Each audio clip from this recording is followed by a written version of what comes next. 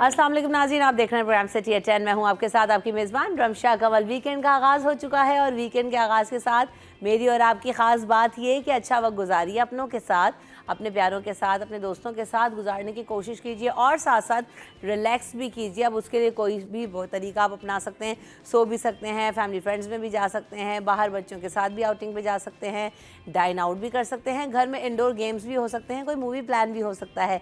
लेकिन आपने सब जो भी कुछ करना है अपने रूटीन से हट के ज़रूर कीजिए ताकि आप अपने वीकेंड में कुछ डिफरेंट भी महसूस करें, अपनी फैमिली के टाइम साथ जो है ना साथ जो है वो अच्छा टाइम भी स्पेंड कर सकें। तो इसी बात के साथ आज के शो का आगाज़ करेंगे और हम जो है वो सबसे पहले जो आज की जो टॉप स्टोरीज़ हैं उस पर नज़र डालेंगे। कराची में 27 से 28 अगस्त के दरमियान जो है वो बारिश का इम्कान है और मानसून का जो एक नया सिलसिला है 26 अगस्त से सिंध पर असरअंदाज होगा और जिसके सबब ये कहा गया है कि 27 से 28 अगस्त तक जो है वो कराची में बारिश का इम्कान बताया जा रहा है। इस वक्त जो है अगले 2 से 3 रोज़ के दौरान जो है वो मौसम मरतूब रहने का इम्कान है और ज़्यादा से ज़्यादा दर्जा हरारत 33 से 35 डिग्री के दरमियान जो है वो रिकॉर्ड हो सकता है। इसके अलावा पाकिस्तान के शहर कराची में पहली बार हब रैली ऑटो क्रॉस का इनेकाद किया गया है और ऑटो क्रॉस रैली में गाड़ी रेत के बजाय रोड पर दौड़ाना होगी और धूल उड़ेगी ना मिट्टी उड़ेगी, लेकिन गाड़ी खूब जो है ना वो फराटे भरेगी। और हब रैली ऑटो क्रॉस के लिए जो है वो सड़क भी तैयार की गई है, ट्रैक तैयार किया गया है तकरीबन 1.5 किलोमीटर का और इस पर इस रैली का इनेकाद किया गया है। इसके अलावा कराची के सफारी पार्क में जंबो जम का शानदार इफ्तिताह हो गया है और जंबो जम ने Guinness book of world record में भी नाम दर्ज करवा दिया है क्योंकि सबसे बड़ा जंपिंग कासिल है जो कि लगाया गया है। और यहाँ पर हम देख भी रहे हैं कि बच्चे बड़ी तादाद में मौजूद हैं और बड़ा ज़बरदस्त जो है वो ये यकीनन एक एक्टिविटी है जिसमें बच्चे बड़े सभी शरीक हो सकते हैं। इसके अलावा मेयर कराची ने भी कहा है कि साबका अलादीन पार्क की जगह पर सिटी काउंसिल की बिल्डिंग और पब्लिक जो पार्क है वो बनाने का मंसूबा तैयार किया गया है। बारिशों के बाद सड़कों की बहाली का काम भी शुरू हो जाएगा और सिंध बजट में कराची के इंफ्रास्ट्रक्चर की तरक्की के लिए 110 अरब रुपए मख्तस किए गए हैं। इसके अलावा कराची चैम्बर ऑफ कॉमर्स के इंतखाबात से कल बड़ा फैसला सामने आया है। DGTO ने इलेक्ट्रॉनिक वोटिंग मशीन के इस्तेमाल से रोक दिया है। सिक्योरिटी डिपॉजिट फ़ीस में भी 15,000 से ज़्यादा ना लेने का पाबंद करार दिया गया है और ये कहा गया है कि जो बिजनेसमैन अलायंस है उन्होंने DGTO के फैसले को खुशाइंद भी करार दिया है। इसके अलावा सिंध सरकार के स्कूल्स में बेहतरी लाने का फैसला सामने आया जहां पर ये कह रहे हैं कि कराची समेत सूबे के 30 अजला को फ़ंड जारी किए जाएंगे और 42 करोड़ 51 लाख 99,755 रुपये जारी किए गए हैं। स्कूल मैनेजमेंट कमेटीज़ को ये फ़ंड जारी किया गया है। काफ़ी सारे अजला हैं जिनकी डिटेल्स भी यहाँ पर मौजूद है और ये कहा गया है कि रकम जो है स्कूल्स के बुनियादी मसाइल को हल करने के लिए इस्तेमाल की जाएगी। इसके अलावा SSGC कोरंगी मेगा सेंटर आवाम के लिए शिकायत के लिए बंद है। मेगा सेंटर में आग लगने के बायस इसे बंद कर दिया गया। लांडी और मलिक के सारिफिन को मरीर हॉल्ट और कोरंगी वालों को डिफेंस भेजा जा रहा है। गैस कंपनी की जानिब से गैस के बिलों की शिकायत में जो है वो इजाफा होता जा रहा है और दूसरी तरफ आग लगने के बायस जो सेंटर है वो बंद कर दिया गया है। इसके अलावा सिंध हुकूमत ने शोहदाए करबला के चहलों पर कराची समेत सिंध भर में डबल सवारी पर पाबंदी आयद कर दी गई है। ड्रोन कैमरे के इस्तेमाल पर भी पाबंदी लगा दी गई है और ये जो है सिंध के मुख्तलिफ इलाकों में जिसमें हैदराबाद में बखास नवाबशाह सक्कर और लाड़काना भी शामिल है वहाँ पर भी डबल सवारी पर पाबंदी होगी। महकमा दाखिला सिंध ने नोटिफिकेशन इस हवाले से जारी कर दिया है।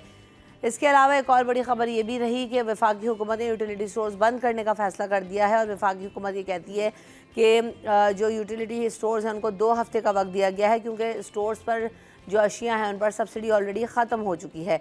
इसी वजह से यूटिलिटी स्टोर्स को बंद कर दिया जाएगा और तकरीबन इस खबर के बाद 11,000 के करीब जो मुलाजमीन हैं उनमें तशवीश पाई जाती है कि अब उनका क्या होगा। 6,000 मुस्तकिल मुलाजमीन हैं जबकि दीगर कॉन्ट्रैक्ट के और डेली वेजिस पर हैं तो उन्हें भी क्या कहते हैं वक्त दे दिया गया है और क्या होगा कुछ नहीं बताया गया कि आगे का लाएअमल क्या होगा।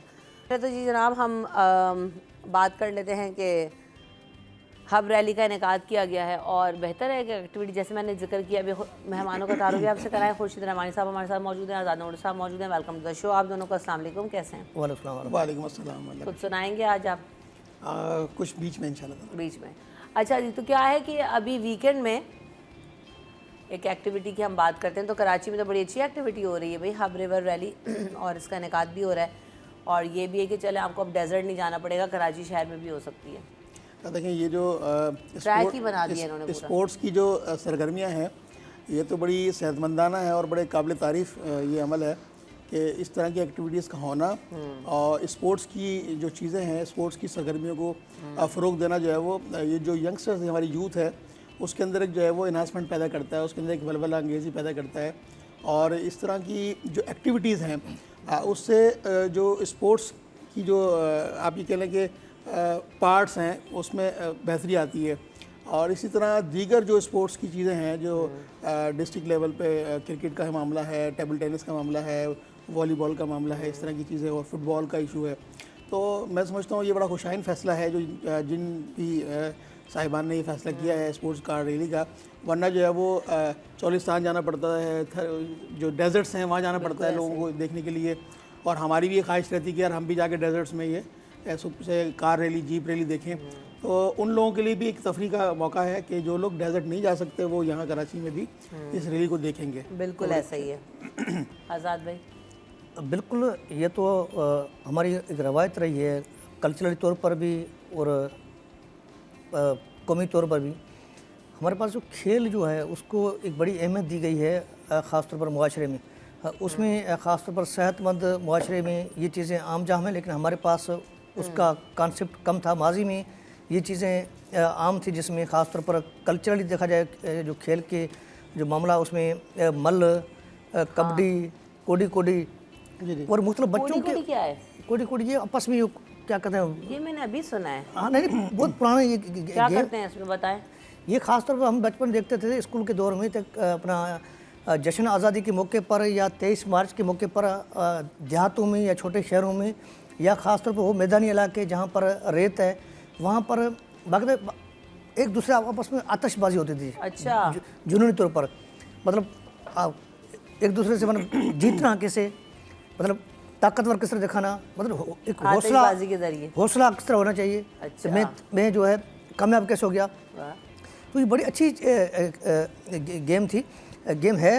उसके अलावा मल्ल जो है मलाखड़ा जिसका हाँ, वो तो पता है जो हमारे पास सूफी जो है बुजुर्ग हैं उनकी, जिस तरह अभी हज़रत शाह अब्दुल लतीफ़ भट्टाई का उर्स हुआ मुबारक, तो उसमें मैंने देखा, यहाँ पर मैं जा तो नहीं सका लेकिन देखा कि वहाँ उस मलाखड़े में हमारा यंग जो था नौजवान था वो नहीं था, बड़ी उम्र के लोग या वो दानश्वर पढ़े लिखे लोग वो ज़्यादा उसमें दिखाई दे रहे थे।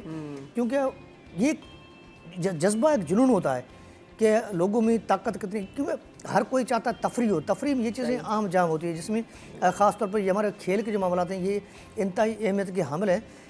इस हवाले से हमारे पास, मैं बार बार आपको कहता हूँ और आप हम पर तंज भी करते हैं, इसके लिए हमारे पास महकमे हैं। हमारे पास महकमा खेल व नौजवाना उमूर, फिर आगे अच्छा नहीं एक है आईनी तो महकमा है जिसका वजीर कौन है, सरदार मोहम्मद बख्श मेहर साहब, जिसके पास 3 महकमे हैं, 2 महकमे और भी हैं, एग्रीकल्चर भी है, इंक्वायरी एंटी करप्शन भी है, मतलब एहतसाब ये मतलब उसके पास है। इतने इंपॉर्टेंट महकमे। अच्छा, मज़े की बात ये महकमा जिसकी जिम्मेदारी बनती है ख़ास तौर पर खेलों को फ़रोग़ दिलाना और इसका नौजवान के जो मामलात हैं उनको देखना। लेकिन नौजवान के मामला हमारे देखे नहीं जाते हैं बेचारे, कोई फुटपाथ पर खेलते रहते हैं, कोई एंट्री माल की सड़क खाली इतवार के दिन। आज हफ्ता है, आप जाएंगे इलेक्शन कमीशन के बाहर जो या पासपोर्ट सड़क है यहाँ पर हाई कोर्ट के सामने, मतलब जजों के सामने बच्चे बेचारे खेल रहे हैं, लेकिन उन जजों को एहसास नहीं है कि इनके लिए कोई ग्राउंड होना चाहिए, इनके लिए कोई मैदान होना चाहिए, लेकिन वो दिलचस्पी नहीं है। वहीं हमारे मुख्तलिफ वफाकी इदारे भी हैं। सूरत हाल ये है कि हमारे अच्छा दूसरा हमारे पास महकमा है कल्चर, सकाफत, सयाहत व नवारदात, ये महकमा है। ये महकमा भी इस तरह के कल्चरली जो इवेंट्स हैं उनको फ़रोग़ दिलाने के लिए कायम है। लेकिन बदकिस्मती हमारी ये है कि हमारे जो इदारे हमारे पास कायम है, जो हमारे बजट से हमारे टैक्स से पलते हैं, वो इदारों की कोई तवज्जो नहीं है। अगर तवज्जो हो जाए तो कम से कम ये इदारे काम करें तो हमारे पास ये ख़ास तौर पर ये जो खेल के जो मामला हैं इनमें काफ़ी बेहतरी आ सकती है। लेकिन अदम तवज्जो है, कुछ हमारी अपनी भी गफलत है, हम खुद नहीं चाहते हैं या हम खुद कुछ करने को तैयार नहीं हैं अगर हम इस चीज़ों को निशानदेही करें ताकि कुछ बेहतरी आए। लेकिन वरना इस मामले में हुकूमत की जिम्मेदारी ज़्यादा बनती है क्योंकि वो रियासत है। एग्जैक्टली मैं इधर ही आ रही थी कि हमारे यहाँ ना ऐसा नहीं कि स्पोर्ट्स इवेंट्स नहीं हो रहे, मतलब डिफरेंट रैलीज़ भी होती हैं। ये हम रिवर रैली भी देखते हैं, बोट रैली होती है, इसके अलावा और भी बहुत सारी एक्टिविटीज़ हैं जिसकी हम खबरें देखते रहते हैं। कॉल्शियम भी फलाना हो रहा है, वो हुई मैराथन्स हुई, इंटरनेशनल मैराथन हुई। लेकिन इस सब में मुझे ऐसा लगता है कि आज़ाद भाई वाली बात है खुर्शीद भाई कि जब तक आप जो है ना महकमे या सरकारी सतह पर इन चीज़ों का इनेकाद नहीं होगा, इन्वॉल्वमेंट इतनी ज़्यादा नहीं होगी, क्योंकि वही डिस्ट्रिक्ट लेवल पर हर घर की सतह पर, हर ग्राउंड में, हर गली मोहल्ले में हुकूमत ही जो है ना तमाम खेलों को पहुंचा सकती है, क्योंकि मौके तो आप ही प्रोवाइड करेंगे, क्योंकि प्राइवेट तो इतनी बड़ी उस पर नहीं कर सकता, बजट भी चाहिए आपको, सोर्स भी चाहिए, सब कुछ। लेकिन हमारे यहाँ ये जो कल्चर आप डिपार्टमेंट की बात कर रहे हैं, आप स्पोर्ट्स मिनिस्ट्री उठाकर देख लें, महकमे सारे मौजूद हैं, लेकिन वही वाली बात है कि कितने इवेंट्स करवाए जा रहे हैं। अब कल्चर का भी सारा ठेका आपने सिर्फ आर्ट्स काउंसिल पे और अहमद शाह साहब के कंधों पे डाला हुआ है कि वो कुछ करा लेते हैं तो एक्टिविटी शहर में है, वरना इसके अलावा हमने कब देखा कि जो है वो सिंध कल्चरल मिनिस्ट्री से जो है ना वो कोई किसी मुशायरे का इनेकाद हुआ है, किसी म्यूज़िकल नाइट का, मुझे तो नहीं पता। जश्न आज़ादी पे भी कुछ नहीं करवाया ना भी कल्चरल मिनिस्ट्री ने हमारी, कुछ क्या करवाया आज़ाद भाई? बता रमशा, मैं अपने कुछ कराया करें, ये बताएं आप। ये इस मामले में असल मामला ये है कि हमारे पास जो सिंध हुकूमत पैसा खर्च करती है, पैसा देती किसको है? अहमद शाह साहब अपनी जेब से खर्च तो नहीं करते हैं ना, अहमद शाह साहब को पैसे दिए जाते हैं, उन पैसों को वो इस्तेमाल करते हैं। मिनिस्ट्री खत्म कर देना, तो हमारे पास ठीका सिस्टम चल रहा है, मिनिस्ट्री खत्म कर दें, हमारे पास ठीका सिस्टम है, ठेके पर काम चल रहा है, या उन्हीं को मिनिस्ट्री थमा दें, कुछ ऐसा कर दें ना। हमारे पास शहरी मुशारा होते हैं, वो भी ठेके पर चलते हैं। यहाँ पर ठीका सिस्टम जब तक महकमा, मैं बार बार कहता हूँ, महकमा अपनी जिम्मेदारी लेने को तैयार नहीं है। पता है क्या है, अगर महकमा कल्चर हो या महकमा खेल हो, अगर कोई यहाँ पर कराची में इवेंट कर, तो मैं कहता हूँ कराची में इतने लोग स्पॉन्सर हो सकते हैं, आप तस्वर नहीं कर सकती हैं। बिल्कुल, और कर रहे हैं ना इतने बड़े-बड़े लोग चाहते हैं, लोग चाहते हैं ऐसे सेहतमंदाना कोई तकरीबात होनी चाहिए, कोई ऐसे इवेंट्स होने चाहिए, बहुत सारी। तो हुकूमती मामला नहीं है, कुछ आउटसोर्स कर देना, जैसे उन्होंने बोला कि फंड कहाँ से आ रहा है शाह साहब के पास, तो भी ठीक है, पकड़ा दें उनको मिनिस्ट्री, या बंद कर दें मिनिस्ट्री, देखें खत्म कर दें, आउटसोर्स कर दें। जो कराची में जो हाउसिंग सोसाइटीज़ बनी हुई हैं, जो भी एक सोसाइटी अलॉट होती है, तो उसमें उस सोसाइटी के अंदर कुछ चीज़ें जो है ना वो बिल्ट इन करनी पड़ती हैं, जो बाय लाज हैं। उसमें एक हॉस्पिटल्स है, एक मस्जिद है, स्कूल है, और उसके अलावा एक जो है वो बच्चों के खेलने का ग्राउंड, ये कम्युनिटी प्लाट्स कहलाते हैं। बदकिस्मती से हमारे शहर में जो जिन हाउसिंग सोसाइटीज़ जो बनी हैं और उनकी जो मंजूरी हुई है, उसमें कागजात के अंदर तो ये चीज़ें मौजूद हैं, ये भी एक पार्ट्स में मौजूद हैं, खेल का ग्राउंड भी है, स्कूल भी है, लेकिन अर्थ रियलिटी उसकी ये है कि आप वहाँ जाएंगे, विजिट करेंगे, तो आपको चारों चीज़ें नहीं मिलेंगी। ना आपको वहाँ पार्किंग मिलेगी, ना आपको स्कूल मिलेगा उस कम्युनिटी सोसाइटी में, ना आपको बच्चों के लिए खेलने का ग्राउंड मिलेगा। और जो खेलने के ग्राउंड थे उन पर कब्जे हुए, और उन पर यही साहिब इक़्तिदार लोग थे माजी में, जिन लोगों की हुकूमती भी रही हैं, सब कुछ रहा है इस शहर कराची के अंदर, वो लोग बरसर इक़्तिदार रहे जिनका तूती बोलता था, और उन्होंने ही उनके ही ईमा पर, उनकी आशीर्वाद पर इस शहर में उन प्लाट्स पे भी कब्जे हुए और उन स्कूलों पर भी कब्जे हुए, जिस ज़मीन के ऊपर स्कूल बनना था, जिस ज़मीन पे ग्राउंड बनना था, जिस ज़मीन पे मस्जिद बननी थी, जिस ज़मीन पे ये सब चीज़ें बननी थी, उन ज़मीनों पर जो है वो उन्होंने प्लॉट्स बेचे, उनके ऊपर इमारतें खड़ी हुई हैं। और अब मुझे बताएं कि आज का नौजवान वो खेलने के लिए सड़क मौजूद है उसके लिए। बिल्कुल उन्होंने ठीक कहा कि पासपोर्ट ऑफिस के सामने कोई 8 से 10 टीमें हैं, वो खेलती हैं इतवार को और हफ्ते को, वो वहाँ पर मौजूद होती है, आप जाके देख सकते हैं, टेलीविज़न मीडिया उसको जाके दिखा सकता है कि वहाँ पर वो तकरीबन कोई 150 से 200 नौजवान हैं क्रिकेट खेलते हैं। जी, मेन सड़क पे वो क्रिकेट खेलते हैं, और इनको खौफ खुदा नहीं है कि इस नौजवान का, इस यूथ का हमने करना क्या है, इसको किस तरफ लेके जाना है। एक अरशद नदीम की खुशी से पूरा मुल्क जो है वो खुशी से पूरा नहीं समा रहा है अब तक। अच्छा, और दिल में एक नेचुरली खुशी महसूस हो रही है हमें। अच्छा, ये जो ना इसने वाकई बहुत इन्वायरमेंट चेंज किया ना, और स्पोर्ट्स और एक्टिविटीज़ पे बात भी हो रही है कि कुछ करना है। आपने मेयर साहब ने भी कहा कि हमें जो है वो स्पोर्ट्स अकेडमी कायम करनी है, एथलेटिक्स अकेडमी कायम करनी है। मैं इस पर मज़ीद भी बात करूँगी आके, लेकिन मैं पहले ब्रेक लेते हैं, ब्रेक के बाद।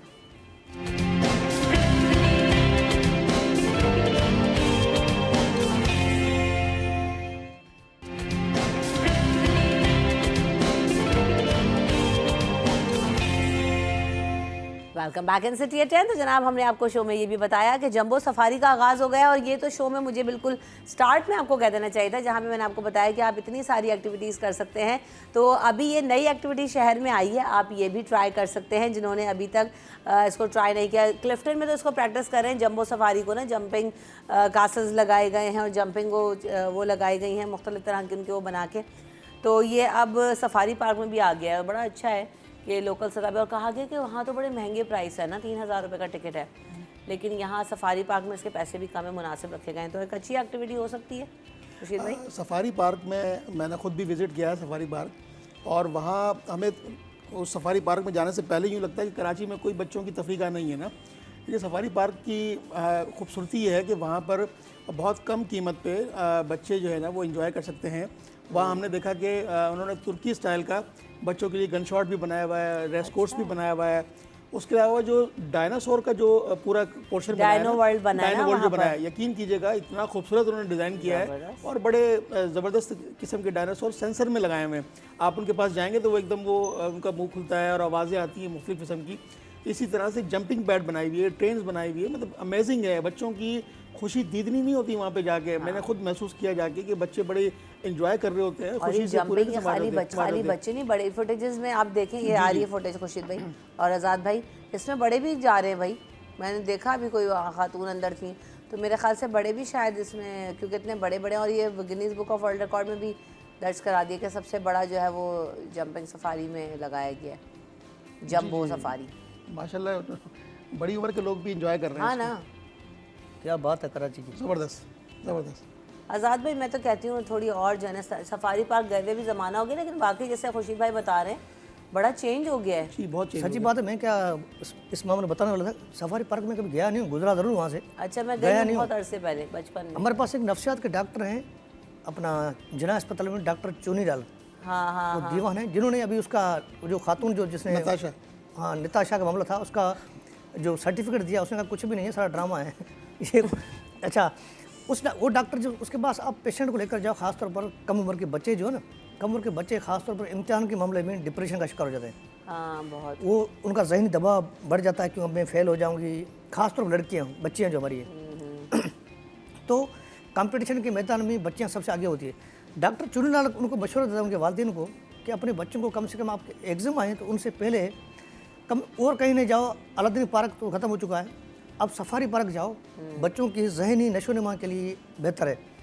मुझे नहीं पता कि डॉक्टर ने उस पर स्टडी किए या कोई फिजिकल तौर पर वो डॉक्टर साहब वहाँ गए हैं या क्या मामला है, लेकिन नफ्सियात के डॉक्टर मशवरा देते हैं कि आप सफारी पार्क जाएँ, वहाँ पर देखें, बच्चों को घूमें फिरें और फिर आकर पेपर दें, पास हो जाएंगे। मैंने कई दोस्तों से बातचीत की, मशवरा किया, और कई डॉक्टर भी शामिल थे उन्होंने कहा डॉक्टर जो नफ्सियात मशवरा देते हैं उसमें कोई कारआमद चीज़ साबित हो सकती है, बिल्कुल आप इस पर अमल करें। वाकई मैंने इस पर अमल किया, मैंने यार दोस्तों को बताया, अमल किया, उसमें मुझे फ़ायदा साबित मिला। उसका तफरी जो चीज़ है, तफरी ख़ास तौर पर आप कहीं जाए जहाँ पर आप ज़हनी सुकून मिले, ये चीज़ इंतहाई बड़ी कारआमद साबित होती है। इसलिए मैं कहता हूँ कराची के शहरी हमारे बहनें भाई सब ख़ास तौर पर इन हमारी जो चीज़ें कुछ कुदरती वहाँ पर नसीब में मौजूद हैं, यहाँ का रुख करें, यहाँ पर जाएँ। आप देखते हैं कि अभी आज हफ्ते का रोज़ हमारे कराची के शहरी मर्द हो या ख़वातीन हो या बच्चे हों, आप अपना कोरंगी रोड पर, शारा फैसल पर, फुटपाथ पर बैठे हुए दिखाई देते, तफरी के लिए, सुकून के लिए वहाँ पर आते हैं। लेकिन हमारे पास जो पार्क्स हैं या कुछ चीज़ें मौजूद हैं, वहाँ पर कोई रश होता है या कुछ और मामला है या कोई माली मुश्किलात के शिकार होते हैं लोग, वो नहीं जाते हैं।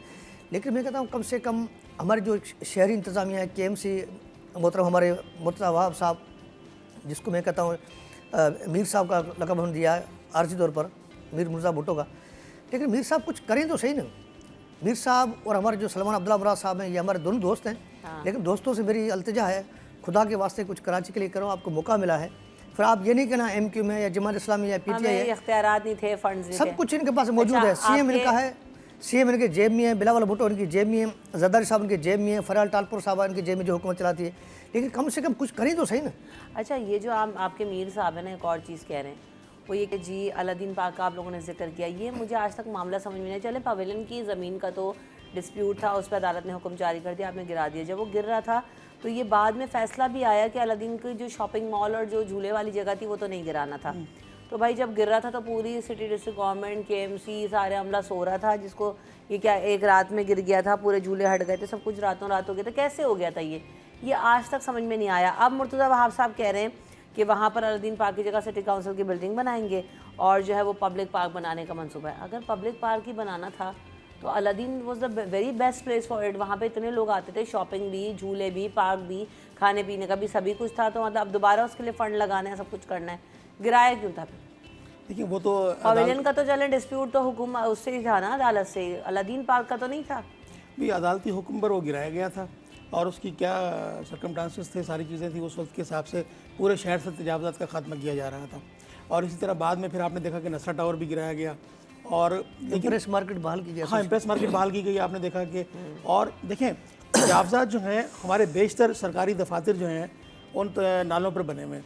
सिंध असम्बली की पार्किंग नाले पर बनी हुई है, महकमा बल्दियात नाले पर महकमा बल्दियात नाले पे बना हुआ है। उसके अलावा सिंध असम्बली के बिल्कुल सामने जो इन्फॉर्मेशन के दफातर हैं, सुप्रीम कोर्ट नाले पे बना हुआ है। सुप्रीम कोर्ट की पार्किंग नाले पर है। पार्किंग नाले पर है। पार्किंग उसके अलावा अच्छा, उसके सामने वकला की जो पार्किंग है हाई कोर्ट की वो नाले पर है, जहाँ महकमा कल्चर का दफ्तर वो करता था। सुप्रीम कोर्ट के सामने एक बहुत बड़ा प्लाजा है, मैं नाम नहीं लेना चाह रहा उस प्लाजा का, वो पूरा नाले में बना हुआ है और बहुत शानदार बिल्डिंग बनी हुई है और वो किसी बड़े साहब की है, तो उसको नहीं गिरा सकते। हाँ, चले शाहीन कम्प्लेक्स जाते हो, क्लिफ्टन तक जाते नाला ही नाला है। कॉम्प्लेक्स खुद जी, वो खुद नाले पर बना हुआ है। शाहीन नाले पर है। लेकिन बात ये कि जो पावरफुल लोग हैं उनकी जो तजावज़ात पर बिल्डिंगें हैं, इमारतें हैं, दुकानें हैं, वो नहीं गिराई जा रही और ऐसे मकामात को गिराया जा रहा है, उनको ढा दिया जाता है जो बच्चों के लिए तफरीह का बाइस बनती है। वैसी तफरीह की जगह इतनी कम है। जी, तो और हमारे शहर में तो नहीं है, लेकिन अब ये मुर्तज़ा वहाब साहब ने ये फैसला किया है कि वहाँ जो है वो KMC की बिल्डिंग बनेगी, पार्क बनेंगे, तो ये अब उस पहलू को देखना पड़ेगा कि वो किस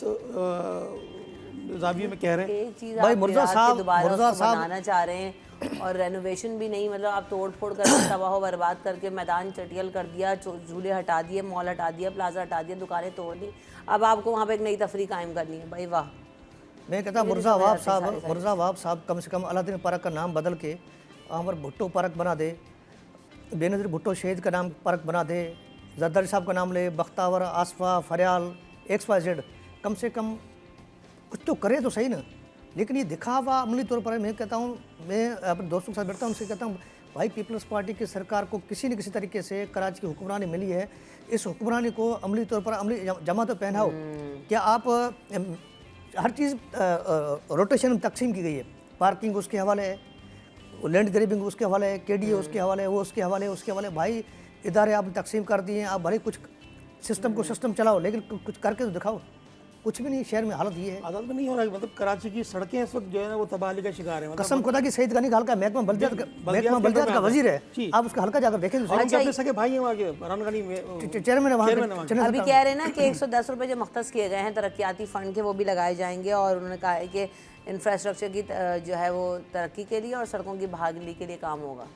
ये फंड्स बजट बुक आप खोल कर देखिए, उसमें कहते हैं कि लिखा हुआ क्या है, उस बजट किताब में कोई नई स्कीमें शामिल नहीं है, कहाँ से बनाएंगे। ये कह रहे हैं कि एम.एन.आर मनसूबा होता है जो ज़िले सतह पर DC की मंजूरी के बाद में ये पैसे, CM की मंजूरी के बाद पैसे हासिल करते हैं, उसके बाद में सड़क बहाल करेंगे, स्कूल की बहाली करेंगे।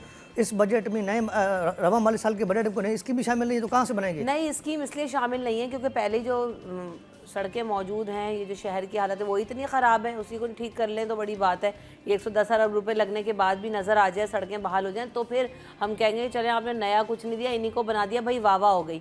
लेकिन अभी तो देखना ये कि इसमें क्या होगा और इस बात को बजट आए भी आज़ाद भाई कब आया था, अभी हमारे पास 3 महीने हो गए, जून में आया ना, जून जुलाई अगस्त हो गया, मतलब ऑलमोस्ट 3rd मंथ हम इसको काउंट पहला क्वार्टर जारी हो चुका है। पहला क्वार्टर जारी हो गया। तो इस पहले क्वार्टर में कितनी हमारे इलाकों की सड़कें बन गई, कहाँ कचरा उड़ गया, कहाँ सफाई हो गई। तो बात वही है कि उसके बाद भी क्या हो रहा है। मैं ब्रेक ले लेती हूँ, ब्रेक के बाद वापस आएंगे, मजीद भी गुफ्तगू करेंगे।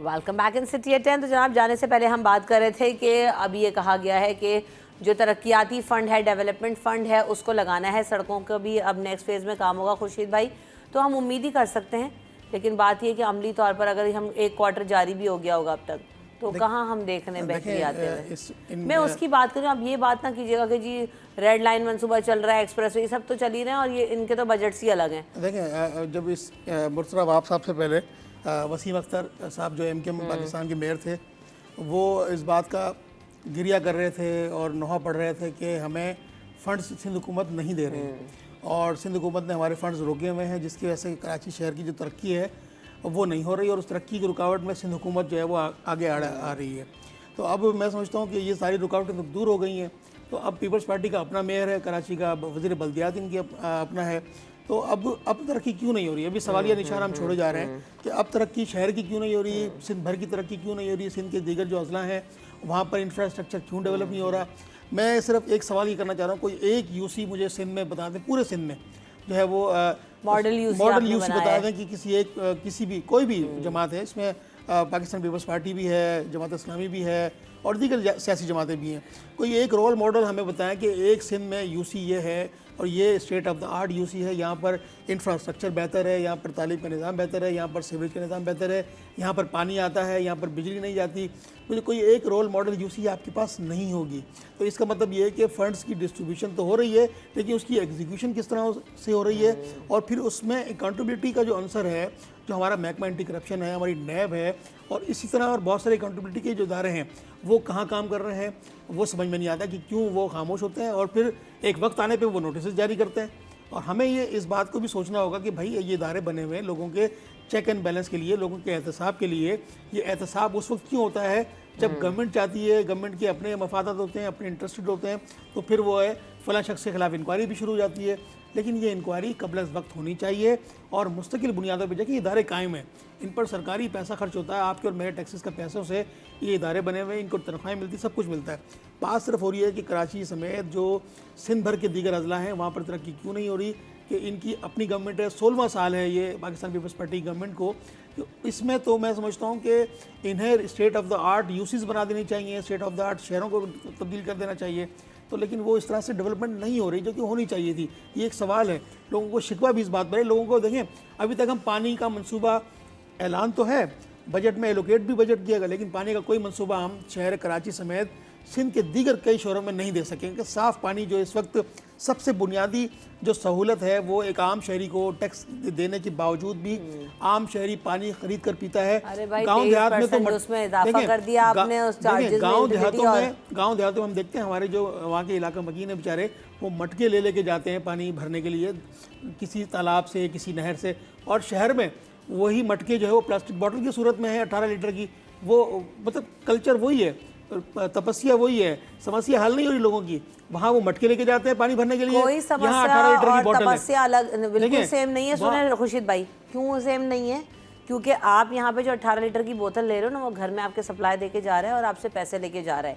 जो आप मटके वाली बात कर रहे हो उसमें आपने देखा खवातीन सर पे रख के जाती हैं और कितनी कड़कती धूप में जाती हैं और किसी नहर से, कहीं दरिया से, कहीं से भी उनको पानी भरना, किसी पंप से वो भर के ला रही हैं। हम तो फैसिलिटी इस्तेमाल कर रहे हैं पैसा देके, उनके पास तो ये भी नहीं है कि पैसा देके फैसिलिटी इस्तेमाल कर ले या जो है किस तरह से। तो ये हम तो कंपैरिजन में नहीं, हम सोच भी नहीं सकते। जुल्फ़िकार मिर्ज़ा का वो गांव है, वहाँ पर लोग कहते हैं कि जब कोई किसी का इंतकाल हो जाता है गौसल के लिए पानी नहीं है मौजूद। आप इंतहा देखें कि गौसल के लिए पानी मौजूद नहीं है और वहाँ जो बच्चे पानी पीते हैं, 3 साल के बच्चे को भी गुर्दे के अंदर पथरी मौजूद है। मुझे ये अलमिया बता दें कि गंदा पानी पीकर जो है वो सेम वाला पानी पीते हैं जिसकी वजह से उनकी किडनी अर्ली एज में ख़राब हो रही हैं। 3 साल के बच्चे मुख्तलिफ इजला के 45% लोग जो है उसका हेपेटाइटिस सी के मरीज हैं। 45% मीरपुर खास में हाईएस्ट रेशो है अभी भी हेपेटाइटिस पूरी डिवीजन का जौनपुर डिस्ट्रिक्ट के अंदर। ये रिपोर्ट भी आई थी जिसके बाद ये कहा गया था कि वैक्सीन और ये सब कुछ, लेकिन ये आज से नहीं है। ये कम अज़ कम भी अगर मैं चली जाऊँ कि तो आज से 10-15 साल पहले अगर मैं पीछे जाऊं तो मैंने ये सिचुएशन तब भी देखी थी आज़ाद भाई की हेपेटाइटिस से सबसे ज़्यादा वबा पानी नहीं पीते मीरपुर खास में जाना ये फूट रही थी। तो अभी उसके लिए क्या किया है? एमडी वाटर बोर्ड पिए, वाटर बोर्ड का पानी क्यों पीते हैं? वो महंगी कंपनियों का पानी पिए। सरकारी दफातर में तो अब कह दिया कि जी अब आप फिल्टर पानी, बोतल पानी, फिल्टर पानी है, ये लागू करें मुराद अली शाह साहब के भाई जो भी सरकारी दफातर हैं विद एमडी वाटर बोर्ड, वो वाटर बोर्ड का पानी प्लांट लगाएं। अब तो कह रहे हैं कि बोतलें नहीं इस्तेमाल होंगी। क्या कितना अमल दरामद हो रहा है इस पे आज़ाद भाई? कुछ भी नहीं है, जग गिलास इस्तेमाल होगा, दिखावा है, लोगों को बेवकूफ़ बनाना है। रमशा मैं एक मिसाल दूं आपको। ये कराची शहर है, मैं ज़ाती तौर पर एक शख्स का मुखालिफ हूँ। वो था वक्त का सीएम यहाँ पर डिक्टेटर मुशर्रफ के दौर में। पता है लियारी एक्सप्रेस वे मनसूबा वक्त पर बन गया। मलिर बाईपास मलिर कैंट से आता है, सुपर हाईवे से मिलता है, ये बन गया।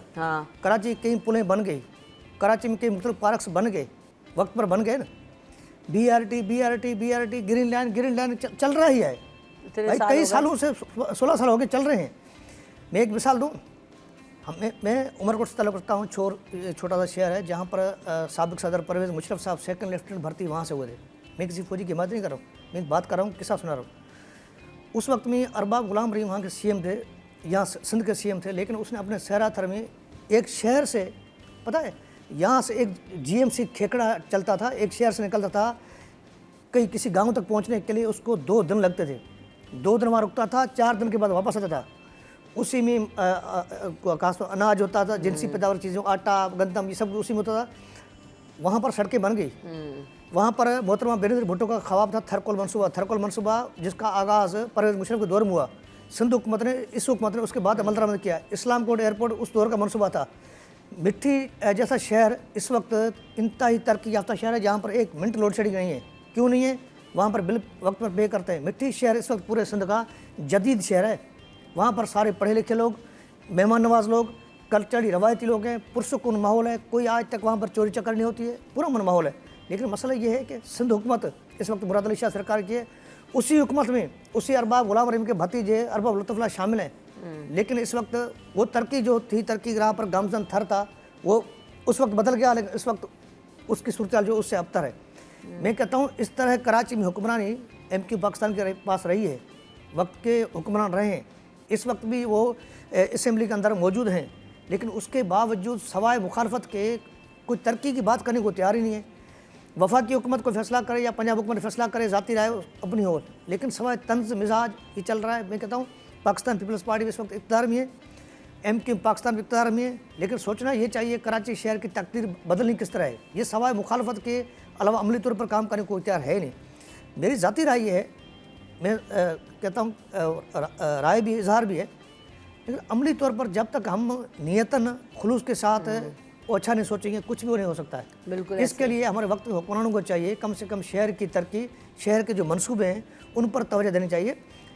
अगर तहलीम मैदान की बात करें, तहलीम मैदान सूरत हाल क्या है? अभी तक हमारे बच्चों को किताबें मिलने से की है, कहते हम तरक्की के मैदान सिंध सबसे आगे। अरे भाई सिंध सब आगे कहाँ है? सूरत हाल बड़ी ख़राब है। कहते सेहत के शोबे में सिंध सबसे आगे। अरे भाई कहाँ?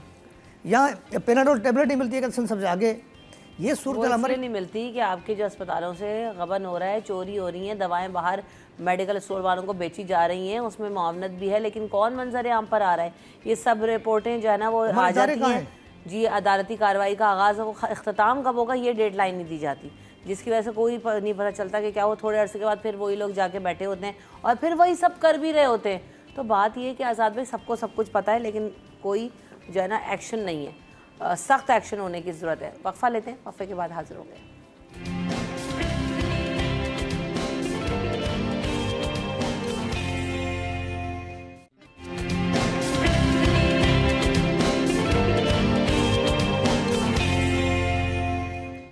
Welcome back in city at 10। तो सबसे पहले ज़रा नज़र डाल लेते हैं कि मौसम की क्या सूरत हाल रहेगी और आज टेम्परेचर्स क्या होंगे।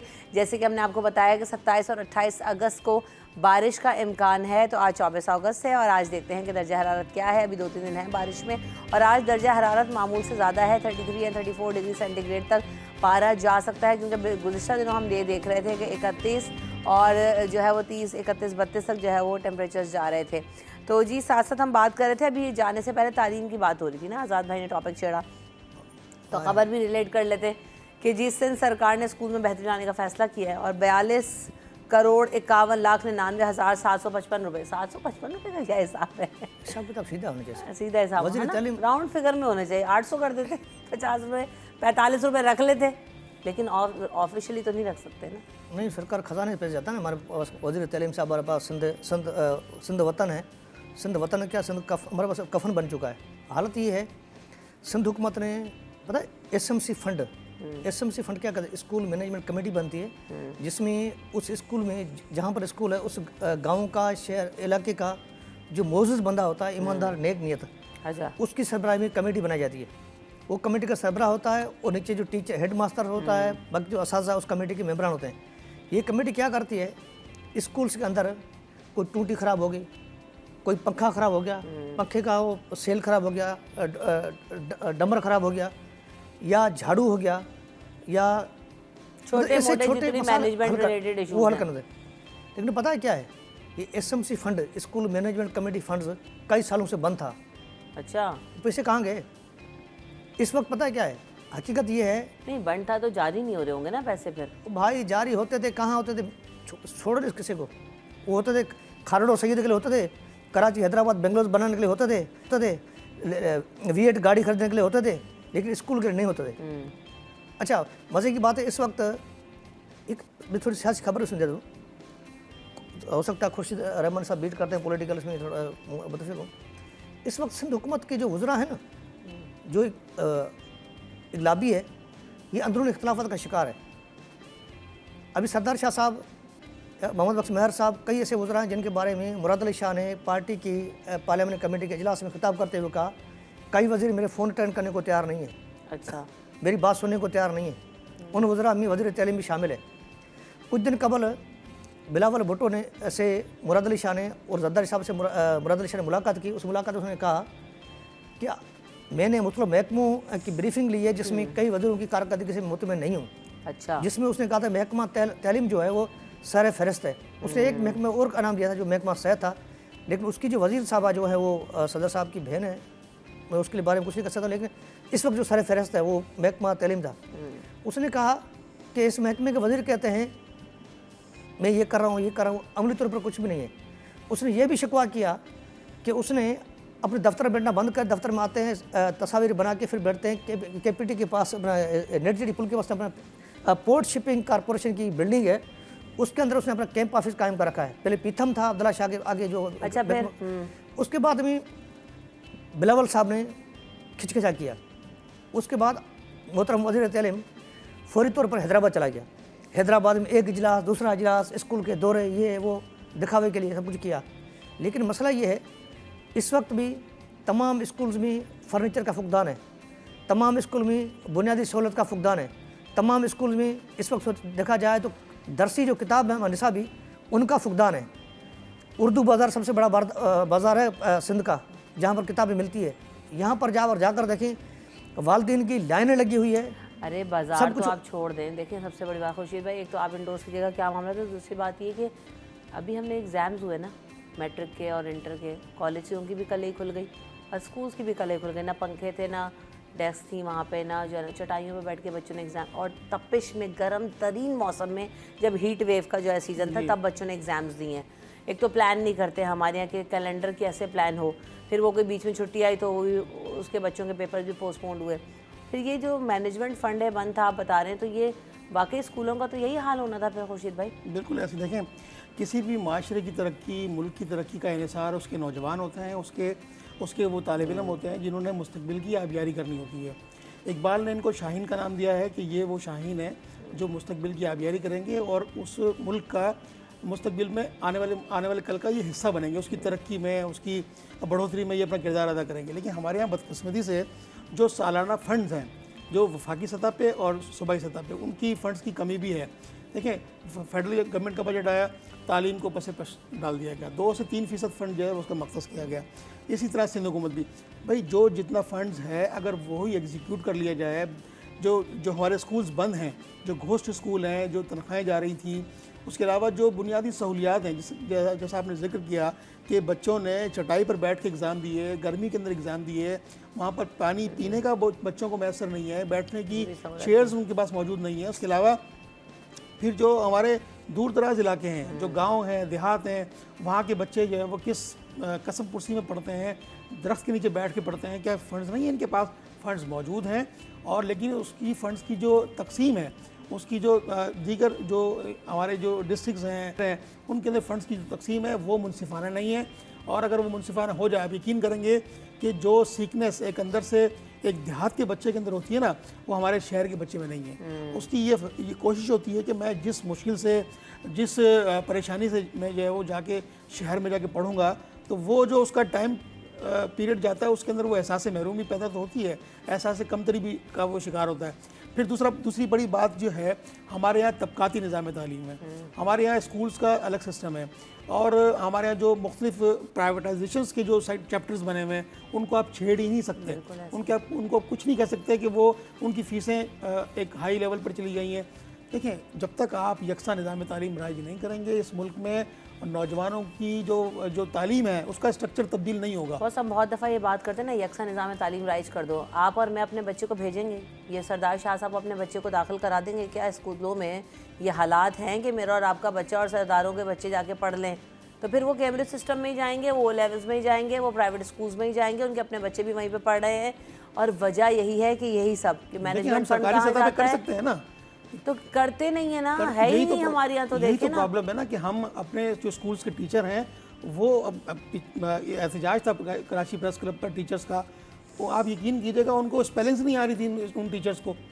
किसी ने मुझे बताया कि उनसे पूछा गया एजुकेशन की स्पेलिंग सुनाए जो एहतजाज कर रहे थे। Teachers मैंने की- कहा मैं नहीं मान सकती कि उन्होंने ना सुनाई। टीचर हमने- किस पे हमने गलत पूछा सुना रहे, accommodation सेकेंडरी की स्पेलिंग नहीं हमने सुना पूछा पा रहे थे। अकोमोडेशन की स्पेलिंग क्या है, आप दीगर चीज़ों की किसकी? अकोमोडेशन की बताएं। नहीं बता पाए वो। तो ये और हमेशा किसकी बात करिए, वजीर तालीम उमरकोट से बिलोंग करते हैं, मैं उमरकोट बिलोंग, मैं कहता तोबा तकबर तोबा, वहाँ पर महकमा तालीम लीज पर है। कासिम कुमार वो रिटायर्ड मुलाजम है, वो पूरा महकमा चला रहा है वहाँ पर बैठ के। बिलाल कुमार वहाँ पर रिटायर्ड मुलाजम, वो महकमा चला रहा है। सूरत हाल ये है, बड़ी मजे की बात ये, मेरा गाँव का स्कूल है जिसको कहते हैं मोहम्मद सिद्दीक नोरियो, उस स्कूल में फर्नीचर दूर की बात, बच्चों के बैठने के लिए कुछ भी नहीं है, स्कूल भी नहीं, बिल्डिंग नहीं है। मैं झोपड़ी बना के वहाँ पर कम 70 बच्चियाँ पढ़ती हैं, 70 बच्चियाँ गरीबों की, हिंदुओं की, भीलों की, कोलियों की, मेरी बरादरी की, समेजा 4 कम्युनिटी वहाँ रहती है। वहाँ कसम खुदा की स्कूल है, मैं 50 बार में दरख्वास्त कर चुका हूँ, यहाँ पर फिजिबली बन चुकी है, सब बन चुका है, लेकिन स्कूल नहीं है। सिंध की सूरत हाल ये है, क्या है वहाँ पे स्कूल की कुछ भी जगह? नहीं। मेरे स्कूल है, बाड़े चल रहे होंगे, सरकारी दफातर चल रहे होंगे, क्या चल अच्छा, रहा है? मेरे गांव में एक स्कूल है, फकीर कादर बख्श मंगरियो, कसम खुदा की, और फुट्टी कपास रखी हुई है, मिर्ची रखी हुई है, लेकिन बच्चे नहीं है। उसी गांव में 150 बच्चे पढ़ रहे हैं, वहाँ पर स्कूल की बिल्डिंग नहीं है। सूरत हाल ये सरदार शेख कहते हैं सिंध वतन। अरे सिंध वतन क्या भाई, आप कम से कम अपना जो जिला उमरकोट है उसको तो बेहतर करो। वहाँ पर लीज पर दिया कासिम कुमार को, बिलाल कुमार को, ये महकमा तालीम की सूरत हाल है। मैं किससे शिकवा करूँ? बिलावल से करूँ, आसफ से करूँ, किससे करूँ? महकमा तालीम की सूरत हाल ये। मुराद अली शाह साहब को चाहिए कम से कम महकमा तालीम जो हमारा अहम जुज़ है, जहाँ पर हम कहते हैं हमारे बच्चे पढ़ेंगे, तरक्की करेंगे, आगे बढ़ेंगे, लेकिन हमारे बच्चे जब पढ़ेंगे कैसे, जहाँ पर स्कूल की बिल्डिंग नहीं है, कोई ऐसा कुछ झोपड़ियाँ बनाकर कम से कम दे देंगे, बच्चे पढ़ेंगे तो सही ना। 42 करोड़ समथिंग लाखों रुपए का फंड ये SMC आपने फंड जारी कर दिए जिला केमाड़ी, जिला बस्ती, जिला सड़की। वो जो आप इन अजला की बात करें, यहाँ तो चलो फिर केमाड़ी शेमाड़ी कराची कोरंगी हर जगह पे बच्चे प्राइवेट स्कूल में भी सस्ती महंगी किसी ना किसी तरह फीस लेके पढ़ लेंगे। यहाँ तो कोई और जरिया ही नहीं है। जो ये बात आप अंदरून सिंध की बता रहे हैं, यहाँ तो इसके अलावा सरकारी स्कूल के अलावा तो हर वडेरे की ओताक स्कूल है, हर वडेरे के बेसू का बड़ा ओताक है स्कूल है, हर वडेरे की फुट्टी कपास रखने के लिए, मिर्ची रखने के लिए, घास रखने के लिए स्कूल है बने हुए। पूरे सिंध की सूरत हाल ये है। अच्छा, मैं क्या किसकी बात कहूँ? वज़ीर तालीम के गाँव आप खारोड़ शहीद जाकर देखिए, इसके चाचा का गाँव गुलाम रसूल शाह का, वहाँ पर जाकर देखें, वहाँ पर स्कूल सूरत हाल क्या है। मसला ये हम अपना हमें चाहिए अपनी ओनरशिप होनी चाहिए। हम पहले शुरुआत अपने आप से करें ताकि बेहतरी हो सके, लेकिन हम अपने आप को तस्लीम नहीं करते, अपने आप पर तो तवज्जो देते नहीं, तो कैसे बेहतरी आएगी? इसमें हम सबको बढ़कर, चाहे वज़ीर तालीम हो या मुराद अली शाह हो, XYZ, इस पर किसी की तवज्जो है नहीं। इन लोगों ने इन टीचर्स को बना लिया सिर्फ इलेक्शन करवाने के लिए, इलेक्शन इस्तेमाल करने के लिए, धांधली कराने के लिए, ठप्पे लगवाने के लिए। बाकी महकमा तालीम बेहतरी किस तरह आएगी, किस तरह नहीं आएगी, मैं सोच नहीं सकता हूँ। बिल्कुल ऐसा। ये 3 बुनियादी चीज़ें हैं जिस पर इस वक्त हम देख रहे हैं कि सिंध हुकूमत अगर फोकस कर लेना तो वाकई आधे मसाइल तो सिंध के हल हो जाएं, चाहे वो महकमा तालीम हो, सेहत हो या फिर इंफ्रास्ट्रक्चर।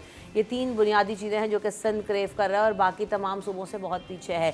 इसी बात के साथ हम यहाँ पे जो है वो ब्रेक की तरफ बढ़ेंगे। जब बहुत शुक्रिया खुर्शीद रहमानी साहब, आपने वक्त दिया, आज़ाद नूरी साहब आपने वक्त दिया, आप दोनों की आमद और वक़्त का बहुत शुक्रिया। जाते जाते माल के हाल पर नज़र डालेंगे और फिर ब्रेक के बाद हाजिर होंगे अगले सेगमेंट में। जज्बा नहीं कर देते।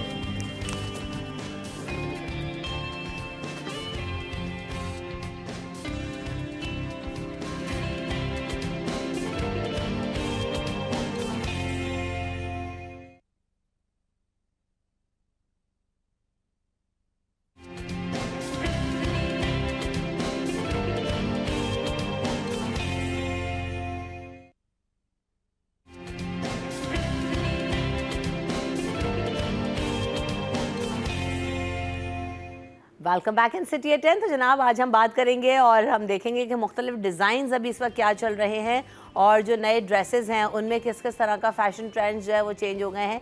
इस हवाले से बात करेंगे। हमारे साथ जो है वो डिज़ाइनर्स मौजूद हैं, उनको वेलकम करते हैं शो में। सबसे पहले लुबना मुदस्सिर है, वेलकम टू द शो। अस्सलाम वालेकुम, कैसी हैं लुबना? अल्हम्दुलिल्लाह, आई एम गुड। अल्हम्दुलिल्लाह। और साथ साथ नौरीन अब्बास भी हमारे साथ आज शामिल गुफ्तगू होंगी, आपको भी वेलकम करते हैं। अस्सलाम वालेकुम नौरीन, क्या हाल है? अल्हम्दुलिल्लाह। तो हम ये देख रहे हैं कि बड़े फैंसी कलेक्शंस आप लोग लेकर आई हैं और अभी ये जब थोड़ा टाइम गुजरेगा तो उसके बाद रबीउल अव्वल स्टार्ट होता है तो फिर हमारे जो है वो शादियों का सीज़न स्टार्ट हो जाएगा, वेडिंग सीज़न आने वाला है। तो क्या क्या है अभी इस वक्त इन ट्रेंड, किस तरह के कलर्स हैं, किस तरह का काम आ गया है, आप लोग बताएं। Starting with you Noreen. जी, कलर्स तो वाइब्रेंट भी मौसम अच्छा है और शादियों में तो वाइब्रेंट ही अच्छे लगते हैं। और अब जैसे चल रहा है आजकल ट्रेंड हो गया है, वैसे पेस्टल कलर का ज़्यादा फैशन है, मगर वो यही होता है कि डे इवेंट्स जैसे हो रही हैं, निकाह है, एंगेजमेंट है, उसमें ज़्यादातर जो है वो पेस्टल कलर, लाइट कलर्स अच्छे लगते हैं। इवन मैं तो ये देख रही हूँ कि दुल्हने भी और पूरा जो कुंभा है वो सब एक जैसे और लाइट कलर्स में जा रहे हैं, पेस्टल कलर्स में, है ना? बिल्कुल बिल्कुल। वाइट और गोल्ड पे ज़्यादा हो रहा है कि दुल्हन है वो बहुत पहनी पसंद हुई आ है। रहा डे में भी अगर नाइट में भी इवेंट है निकाह की और एंगेजमेंट की, तो सब उसमें पेस्टल ही चल रहे हैं। और मतलब ये कि ग्रूम जो है वो भी, और उसके साथ जो उनके फ्रेंड्स हैं सब लोग, वो भी यही है कि पेस्टल कलर में वो वाइट अच्छे भी में लग नजर रहे आ रहे हैं। बिल्कुल बिल्कुल, एक वो बिल्कुल बहुत डिफरेंट हो जाता है ना। sophisticated सा लग बिल्कुल। रहा होता है, बिल्कुल ऐसा तो ही है। बस ये कि और हैंडवर्क है या मशीन वर्क है, मगर ये कि वो सोफिस्टिकेटेड और डेलिकेट होना चाहिए। तो लुबना, आपकी क्या राय है इस बारे में? Do you agree with this? जी बिल्कुल। आजकल निकाह थीम में देखिए, निकाह थीम में सब पूरा कुंभा जो है, पूरी फैमिली जो होती है वाइट बना रही होती है, बिल्कुल ऐसे एक ही थीम लेकर चल रहे होते हैं। लेकिन डे लाइट के कलर्स जो हैं वो पेस्टल कलर्स ज़्यादा अच्छे लग रहे होते हैं। वेडिंग है आजकल, वेडिंग भी डे लाइट में हो रही है, बिल्कुल ऐसे ही है। बिल्कुल हो रही है। और नाइट टाइम में ये है कि डार्क कलर्स भी चल रहे होते हैं, ब्लैक हो गया, रेड हो गया, मरून हो गया। ये तो एवरग्रीन है ना, मरून और रेड evergreen कलर इज और- एसोसिएटेड विद द वेडिंग। हाँ, हमेशा ही अच्छा लगता है। ये तो हमेशा ही अच्छे लगते हैं, और उस पर सारा ये हैंडवर्क होता है हमारा सारा, और बस यही सब चीज़ें चल रही हैं अल्हम्दुलिल्लाह। अच्छा, वो ट्रेंड्स है ना, शादियों के तो खैर बहुत ज़्यादा तब्दील नहीं होते, क्योंकि काम वाले कपड़े तो चाहिए ही चाहिए, बिल्कुल, तो वो तो बन ही रहे हैं। काम में कितनी तब्दीली आई है? कुछ ड्रेसेस भी दिखाएं और बताएं कि जैसे मैंने देखा था बीच में जो है ना, कोरा और वो गोटा बहुत इन था जी। और एक ज़माना आया था सीक्वेंस बहुत इन था, तो सीक्वेंस इज ऑलवेज इन। अच्छा, सीक्वेंस अभी भी इन है? हमेशा से इन है। सीक्वेंस आजकल बहुत ज़्यादा इन सीक्वेंस है। अभी भी इन है, तो बहुत अभी इन है। क्या कौन कौन सा काम हो रहा है? दिखाएंगी कुछ आपके पास नौरीन, क्या क्या है? कुछ ड्रेसेस अपने दिखाएं और बताएं हमें क्या, किस पे क्या काम हुआ हुआ है। अब जैसे है कि मायूं मेहंदी वगैरह में जैसे चलता था, अब मायूं में ये होता है कि आप ज़रूरी नहीं है कि आप सिर्फ कोई वैसा ही कलर बनाएं कि बिल्कुल येलो ही हो। जैसे मैंने ये मस्टर्ड बनाया है, मस्टर्ड के साथ मरून रखा है, और निकालें इसको हैंगर में से ना, कैमरे में दिखाएगा। हाँ, अब नज़र आ रहा है सही। तो ये अंगरखा है, और अंगरखा जो है वो लॉन्ग और शॉर्ट दोनों चल रहे इसमें वही हैं। हुआ हुआ है ना, इसको कोरा सारा कहते हैं ना, कोरा गोल वाला, दबका हाँ। रेशम पूरा का काम हुआ हुआ जरदोज़ी है। है।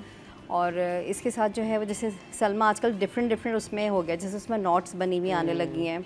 ये नहीं कि वो पुराना ही सब कुछ चल रहा हो, बहुत ज़्यादा सलमा क्या होता है इसमें सारे में? इसमें जो है वो ये जो देखें, ये ओ, चीज़ जो है अच्छा ना, अच्छा, ये जो शाइन करती है वो सलमा beads नक्शी, टाइप के, बिल्कुल वाह। नक्शी है एक्चुअली। इसके साथ लोअर क्या है? कुछ भी बना इसके सकते साथ पैंट्स हैं, वैसे सिगरेट पैंट्स हैं इसके साथ। अच्छा। और अगर हम इसको शॉर्ट करके बनाना चाहें तो ज़ाहिर है गरारा भी अच्छा लगता है कि शॉर्ट शर्ट के साथ गरारा बना लिया। मेहंदी की है, माइयों की ब्राइट है, और वैसे भी आजकल सभी पहन रहे हैं। अंगरखा बहुत हमेशा फैशन में ही रहा है, और कलर कॉम्बिनेशन भी आजकल अब ये नहीं रहा है कि पर्टिकुलर वो हो कि ग्रीन ही पहने या येलो ही पहने। अब असल में मेहंदी और मिक्स इवेंट हो जाता है ना, बिल्कुल उसमें जो है अब जैसे ये वाला गोटे के ड्रेस काम का है, दिखाएं। इसमें भी कुछ उसी तरह का काम हुआ हुआ है ना, इसमें मेजेंटा के साथ जैसे कंट्रास्ट किया है रेशम। और ये मेहंदी में भी आप ले सकते हैं, इवेंट में दुल्हन भी पहन सकती है। बिल्कुल दुल्हन भी। और ये जो है जैसे इसके अंदर डिफरेंट काम है, आप देखें बिल्कुल गोटे का भी काम है इसमें सारा। इसका ये जो गोटे कलर का आ रहे हैं बहुत खूबसूरत लग रहा है, गोटा धागे वर्क का। भी हुआ हुआ है मेजेंटा के साथ।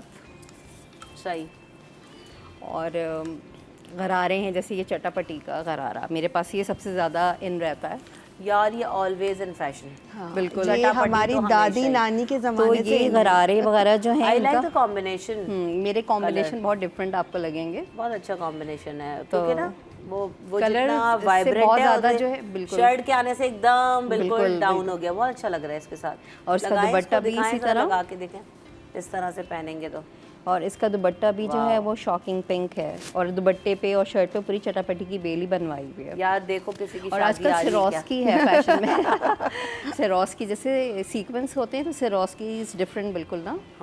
सिरोस की क्या है? सिरोस की जो है ये जैसे कि आपको डायमंड टीज की तरह लग डायमंड रहे हैं। टीज होते ये? हैं, जी, हाँ, ओके। प्योर तो डायमंड इसके जो है वो डिफरेंट कलर्स भी होते हैं, अच्छा, जैसे हम तो आम गोल्ड है। ज़बान में स्टोन ही कह रहे होते हैं ना सिरोस की बेचारे। प्योर और डायमंड ये जो है वो सब टके हुए होते हैं। जैसे हाथ से कोई टका कोई बाजार में आप देखें कि वो काम जो है वो सारा स्टिक हुआ Glue हुआ से होता है, चिपका देते हैं बिल्कुल उसको। वो चीज़ ख़राब होती है बिल्कुल। वो वन टाइम आप पहनोगे। अच्छा, ये काले तो नहीं होते? नहीं नहीं, नहीं ये काले बिल्कुल नहीं होते। भी वैसे काले कराची के मौसम के क्योंकि यहाँ हिसाब पे से बड़ा आप कुछ मसला कह है, नहीं काम सकते। वाले कपड़े एक तो इतने महंगे हैं। थोड़ा सा केयर करके रखिए ना आप। अभी ये भी मैं पूछूंगी ये है इनको जैसे रखना देखिए। कैसे, आप लोग बताइएगा। अब ये इस तरह का कलर इसके साथ गरारा है, ऐसी टी पिंक। यार इसको तो सिगरेट पैंट के साथ ही पहनो हाँ तो उस कितना नहीं खूबसूरत लगेगा, क्योंकि इतना आजकल जो elegant। है ना वो लॉन्ग उसका भी फैशन है, जैसे फर्शी गरारे के साथ आप लॉन्ग शर्ट अच्छा। पहने। फर्शी जो है वो ज़ाहिर है आपका दूर तक जाता है, फर्शी गरारा। Very nice। और ये स्ट्रेट पैंट के साथ भी अच्छा लगता है, सिगरेट पैंट्स के ये साथ। फैब्रिक क्या है, कॉटन नेट है नहीं ना? ये कॉटन नेट है बिल्कुल, और ये भी बहुत अच्छा रहता है, इसमें आपका स्लिम लुक भी आता है, जो लोग दूसरी चाहें बात ये मेरे जैसे बंदे के लिए ठीक है जिसको हर चीज़ चुभे ना, बिल्कुल ये फैब्रिक अच्छा है। और ये कि इससे बिल्कुल जो है ना आपका स्लिम लुक भी आता है, अगर कोई हेल्दी है वो पहनना चाहे ज़बरदस्त। तो बस ये इस तरह से। अब ये जैसे मेहंदी ब्राइड के लिए ओह या- नाइस। और इसके साथ जो है वो अंदर वो ये कि स्ट्रेट पैंट पहन लें, क्योंकि लॉन्ग मैक्सी है ये। अच्छा अब जैसे इनकी प्राइस रेंज क्या, क्योंकि काम वाले कपड़े बहुत महंगे, क्योंकि सारा हैंडवर्क है, बिल्कुल हैंडवर्क है इनकी तो प्राइस। किस रेंज में हमें मिल सकते हैं? जैसे फॉर एग्जांपल ये हुआ या अंगर का जिन पे हैवी काम हुआ हुआ है, दुल्हने भी पहन सकती हैं, तो क्या प्राइस रेंज है इनकी नॉर्मल? मेरी स्टार्टिंग जो है वो अबव जो है वो 60,000 से है। ठीक जैसे है। ये तो खैर बहुत ज़्यादा इसकी है हाई प्राइस, क्योंकि ज़ाहिर है कपड़ा भी ज़्यादा लगता है, मैक्सी वगैरह में पैनल्स होते हैं और हैंडवर्क है। आप देखें इसकी एम्ब्रॉयडरी बिल्कुल सही। फिर इसमें चटापटी की बेलें भी हैं साथ में, तो डिटेलिंग काफ़ी सारी बिल्कुल। और इस तरह ये ताकि गला Tassels होता भी है बाज़ बहुत दफ़ा fashion लटक रहा होता है, तो आप इसको बांध लें तो ये बिल्कुल फिट रहेगा, सेट रहेगा एकदम। सही।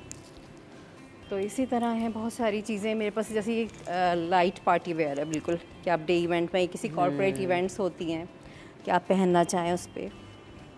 ज़बरदस्त, वेरी नाइस। Ice blue. चले और भी दिखाइएगा आप। अब हम जरा लुबना का भी कनेक्शन देखते हैं कि लुबना के इसके साथ, क्योंकि आपने तो जिस तरह भी हम बात करते हैं कि डे वेडिंग्स में तो सबसे पहला जो ड्रेस है मेरे ख्याल से इसको डे वेडिंग में पहना हाँ, जाए। ये तो निका ब्राइडल ही थीम- लग रहा है मुझे हाँ लुबना। जी, ये ब्राइडल ही है, ये निका थीम ड्रेस है।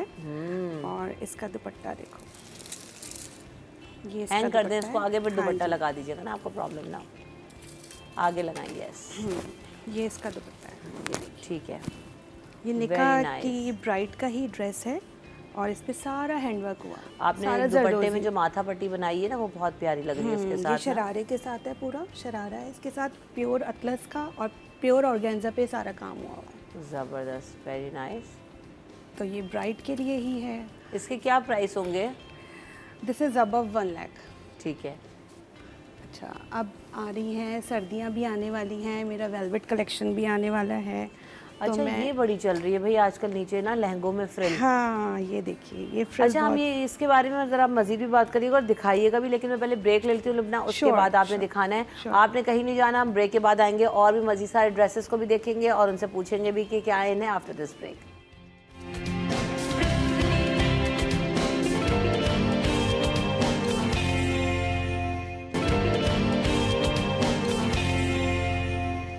Welcome back in city at 10। तो जनाब हम बात कर रहे हैं कि नित नए डिज़ाइंस और वेडिंग वेयर की हम बात कर रहे थे। तो लुबना आप कुछ हमें ड्रेसेस दिखा रही थी। हाँ जी, ये चोली और lehenga is all time favourite. ये आप बना लें तो बस आप और ये अच्छा लहंगों में बड़ी वेरिएशन आ गई है। बिल्कुल, ये फ्रिल का जो चक्कर है, ये फ्रिल जो आ गई है, ये देखो कितना इन हो गया है आजकल। बस वो लड़कियां जो हैं टीनेज जो आ रही हैं तो हमें शरारे के साथ नीचे फ्रिल चाहिए, तो वो Cute भी मैंने लगती फिर है वैसे वो, है हाँ, ना? इस तरह की चीज़ें बना के रखी हुई हैं। अच्छा ये देखिए मायो थीम ड्रेस है। Mayo is always associated with yellow and gota yellow green gota and gota. ये अब ये ब्राइड भी पहन सकती है और ये कोई घर वाला भी पहन ज़बरदस्त। सकता है, कोई भी पहन सकता है। प्योर शिफॉन पे ये बनाया हुआ है हमने और इसके साथ ये कॉम्बिनेशन कर दिया ग्रीन का। अब वो दुल्हन पहने या फिर कोई और कॉम्बिनेशन चेंज कराना चाहें तो भी आप, जैसे कुछ लोग ऑरेंज कस्टमाइजेशन लेते तो हैं। किसी भी ड्रेस में हो जाएगी। इसके सही। नीचे शरारा भी हो जाएगा, इसके नीचे अजार भी हो जाएगा, स्ट्रेट पैंट भी हो जाएगी। मैंने जो बनाया है इसके नीचे क्रश अजार है। दिखाएं।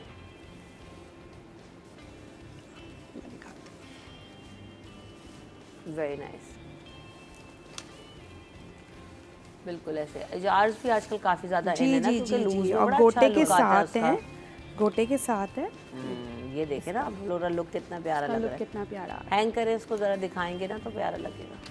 अच्छा लॉन में भी चल रहे हैं, कॉटन में भी। ये कौन, ये और बड़ा ब्रांड- वो फैब्रिक है। आजकल कॉटन सिल्क बहुत इन है और वो बहुत ही आरामदेह रहता है। ये भी बहुत कंफर्टेबल फैब्रिक है। ये कौन सा है नीचे ये जिसका? कॉटन सिल्क है नीचे और ऊपर पूरा शिफॉन है। यार ये बड़े सुकून वाले कपड़े हैं, बहुत पता है? सुकून वाले, बहुत, easy to वरना go होते ये हैं। जो जामावर वगैरह है ना, उफ, इजी टू वेयर है बहुत मुश्किल कर देता है वो पहनना। वो तो बहुत। काफ्तान्स हैं मेरे पास कुछ, आपने खुद भी काफ्तान पहना हुआ है, हाँ, वो भी मैंने अच्छा खुद लग भी रहा है। काफ्तान पहना हुआ है और काफ्तान की डिमांड भी बहुत है।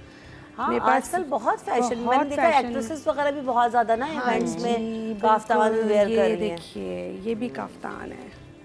काफ्तान मेरे पास काफ़ी होंगे, क्योंकि काफ्तान मेरे बहुत डिमांडिंग होते हैं। ये वेलवेट वाला कलर कितना हाँ, खूबसूरत इसके है। साथ मैंने पोटली पाउच भी करा है और ये हमारा प्योर उसका है, चिकनकारी पे बनाया है ये, और ये वेलवेट पे। और इसकी कस्टमाइजेशन, कलर जो भी करवाना हो चेंज, वो सब हो जाता है। वेरी नाइस, जबरदस्त। कुछ ब्लैक में भी लगा हुआ है अपना। हाँ जी, मैं दिखा रही हूँ।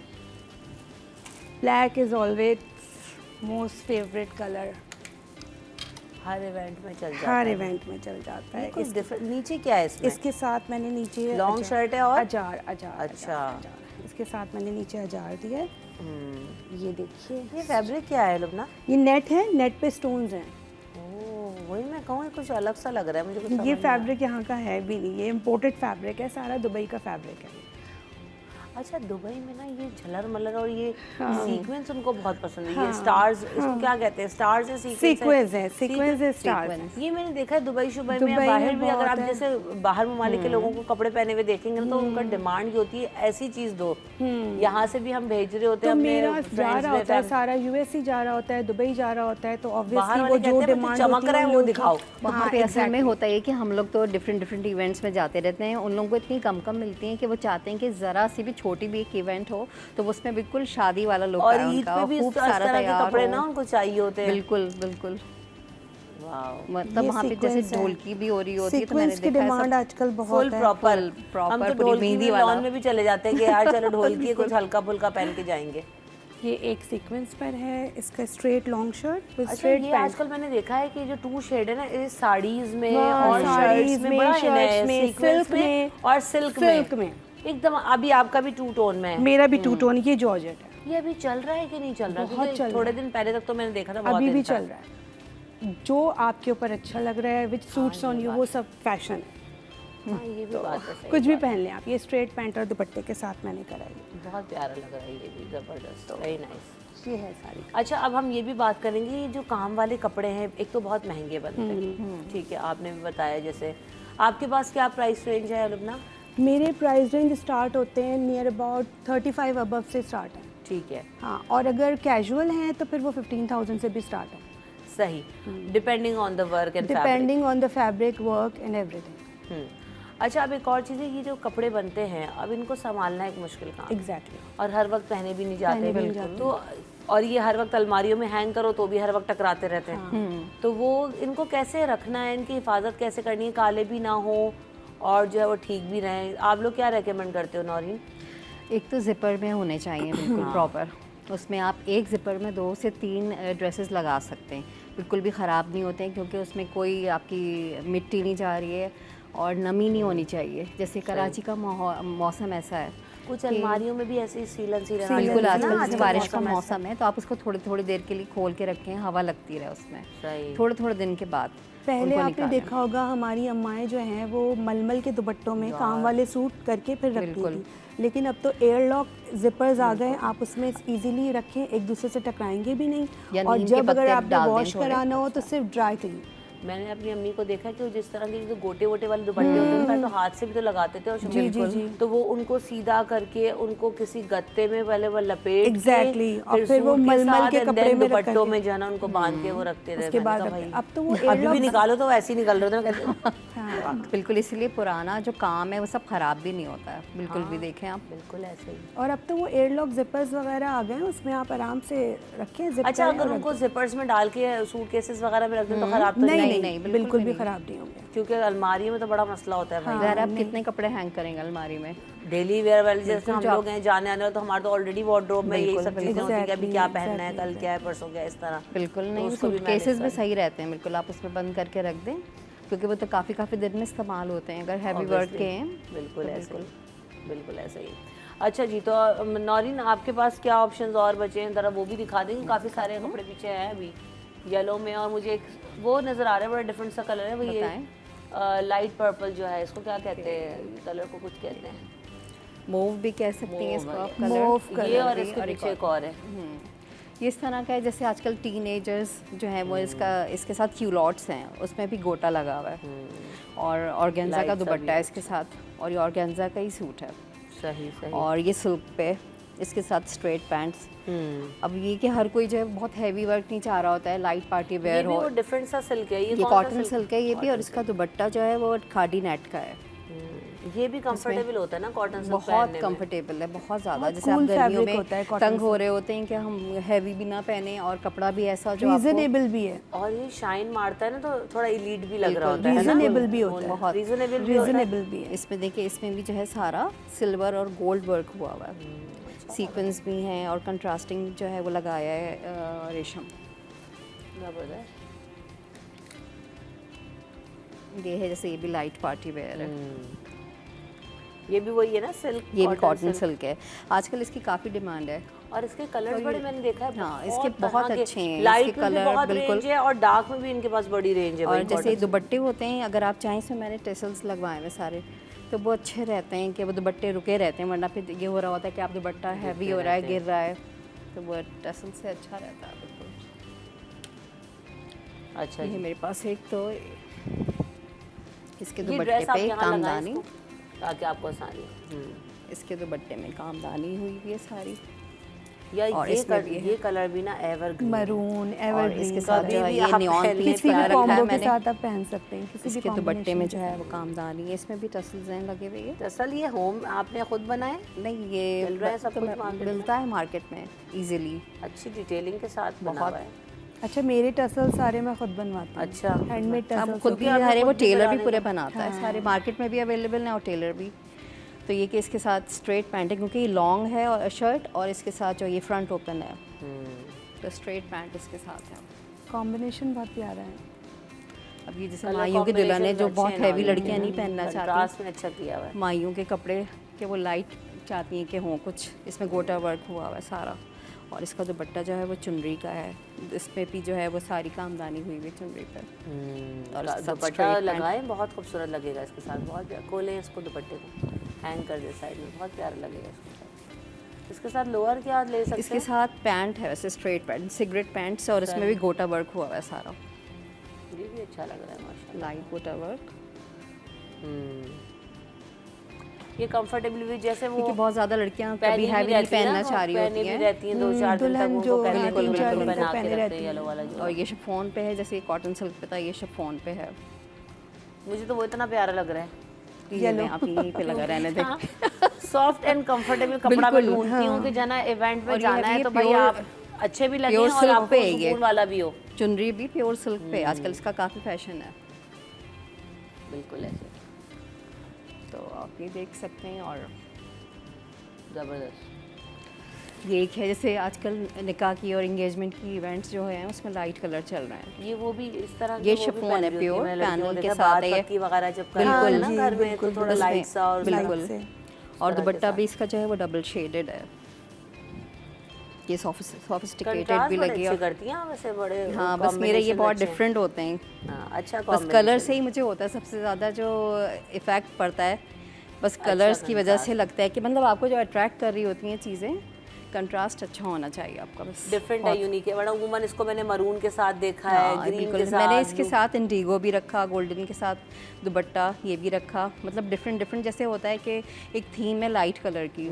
निकाह में, तो सब डिफरेंट डिफरेंट दुपट्टे पहन लें, गोल्डन अच्छा कलर रख लगता है, लें। अब हाँ, आजकल मुझे थोड़ा सा होता है कि हट के हो, गोल्ड और वाइट से हट के, जैसे पेस्टल पिंक हो, पीच हो, बहुत लाइट। ज़्यादा भी हो गया अभी, लेकिन खैर अच्छा लग रहा है तो लोग इसलिए पहन रहे हैं। और बहुत ज़्यादा जो है ना वो फैशन में भी है, इन डिमांड भी है। बिल्कुल बिल्कुल बिल्कुल ऐसा ही है।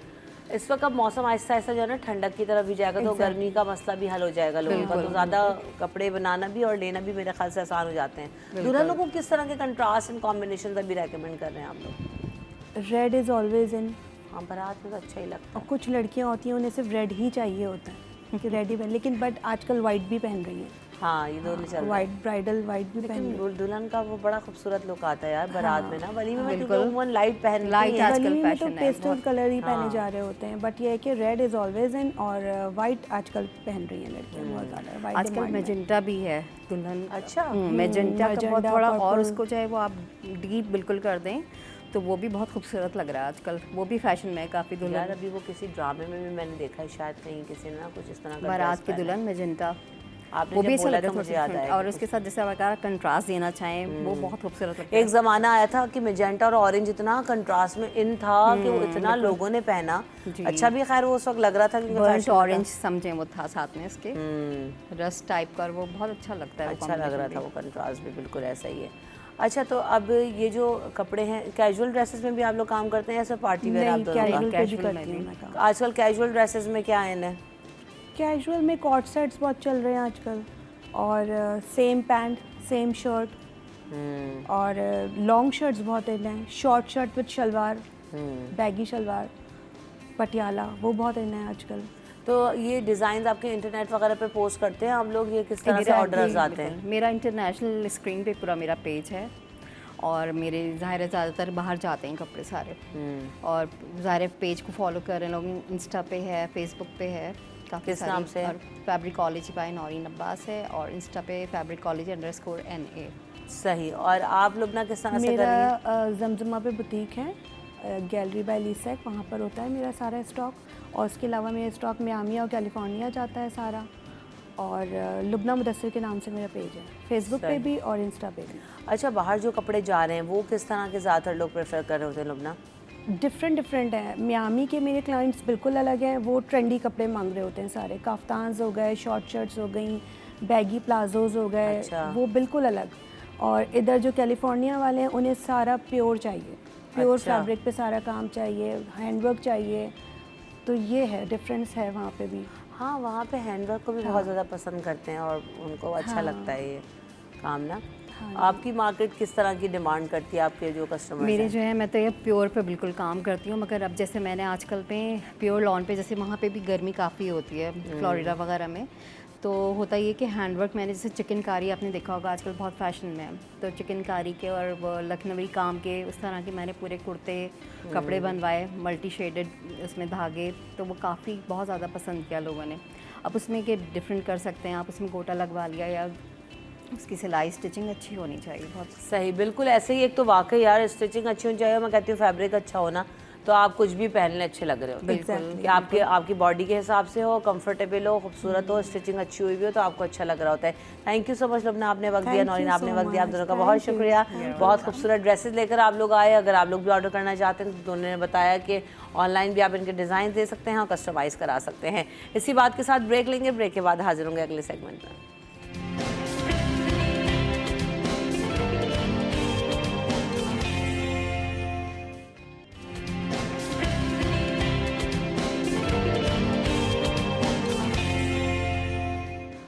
Welcome back in city 10। तो जनाब आज हम बात करेंगे, जहां हमने अभी कुछ वेडिंग सीज़न की बात की, कुछ कपड़े आपको दिखाए, बहुत सारे फैशन ट्रेंड्स की बात की, आप बहुत कुछ अच्छा पहन ले, लेकिन अगर आपने अच्छे आज से आपको कैरी नहीं किया, लाइक अच्छा हेयर डू ना हो, अच्छा मेकअप ना हुआ हो, तो कोई भी चीज़ है ना वो जचती नहीं है और आपको कॉम्प्लीमेंट नहीं कर रही होती। तो आज हम साथ में ये भी जानेंगे कि इस वक्त जो मेकअप ट्रेंड्स हैं वो क्या है, और ख़ास तौर पर क्या बहुत ज़्यादा हैवी मेकअप इन है, लाइट मेकअप इन है, किस तरह के मेकअप्स करने चाहिए, और फिर ये कि रोज़ाना भी जो मेकअप कर रहे हैं लोग आने जाने वाले या हम जैसे लोग, तो उनके लिए भी कुछ वाजिद से भी पूछेंगे कि क्या सॉल्यूशन देंगे, कोई एक और अच्छा मेकअप भी हो जाए और आप खूबसूरत भी लगें, प्रेजेंटेबल भी लगें। तो वेलकम करते हैं वाजिद खान को शो में। अस्सलाम वालेकुम वाजिद, वेलकम द शो। कैसे हैं आप? कैसी हैं आप? ठीक हैं? अल्हम्दुलिल्लाह, बड़ा बिल्कुल खूबसूरत ठीक आपका सेट है और पहली दफ़ा आया हूँ। अब आते रहिएगा। बहुत प्यारा एम्बियंस, और आप माशाल्लाह से इतनी फ्रेश हैं। मेकअप का मैं क्या बताऊँ, आपका इतना प्यारा आपने मेकअप किया हुआ है और बहुत प्यारा माशाल्लाह से। Thank you Wajid. साथ साथ ज़िशान भी हमारे साथ मौजूद है। Welcome to the show Zeeshan. आप फ्रीलांस काम कर रहे होते हैं, साथ साथ जो है वो टीवी के साथ भी एसोसिएटेड रहे हैं काफ़ी सालों से। आपको भी वेलकम करते हैं ज़िशान शो में। वालेकुम सलाम, कैसे हैं आप ज़िशान? मैं ठीक ठाक हूँ, आप सुनाएं? अल्हम्दुलिल्लाह बिल्कुल ठीक ठाक।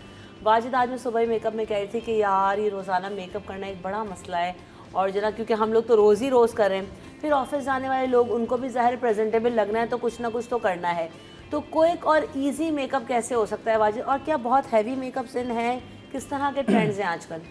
अच्छा, पहले तो मैं एक चीज़ बताता चलूँ, मेकअप का मतलब ये नहीं कि आपने बहुत सारी चीज़ें लगानी है, ठीक है? ये जो आपके इन्फ्लुएंसर्स हैं या बड़ा मुश्किल सो कर दिया है। देखिए, मैं आपको बताता हूँ, अगर आपके ऊपर एक लिपस्टिक अच्छी लगती है तो वो आपका मेकअप है, आप समझ रहे हैं? और अगर आपके ऊपर लगता है कि आपके ऊपर मस्कारा अच्छा लग रहा है तो वो आपका मेकअप है। सो लोगों को समझाना ज़रूरी है, लोगों को बताना ज़रूरी है, ना कि आपने कलर करेक्टर भी लगाया, फाउंडेशन भी लगाया, कंसीलर भी लगाया, फिर उसके बाद आपने कॉम्पैक्ट पाउडर लगाया, लूज पाउडर लगाया, हाइलाइटर, ब्लशर और उसके ऊपर एक फ़िल्टर लगा दिया। तो व्हाट्स द पॉइंट इतनी सारी चीज़ें लगाने का? हाँ, आप समझे, जब आपको इतनी सारी चीज़ें लगानी है तो कम मेकअप लगाएं। अच्छा, कुछ लोगों के ऊपर बहुत ज़्यादा मेकअप अच्छा लगता है। वी टॉक अबाउट, अगर हम बात करते हैं, हम ज़ेबा बख्तियार की बात करेंगे, उनके ऊपर जितना कम मेकअप लगाएं अच्छा लगेगा। हम बुशरा आपा के ऊपर जितना, बुशरा अंसारी के ऊपर ज़्यादा मेकअप लगाएं अच्छा लगेगा। जिया अली के ऊपर ज़्यादा मेकअप लगाएं अच्छा लगेगा।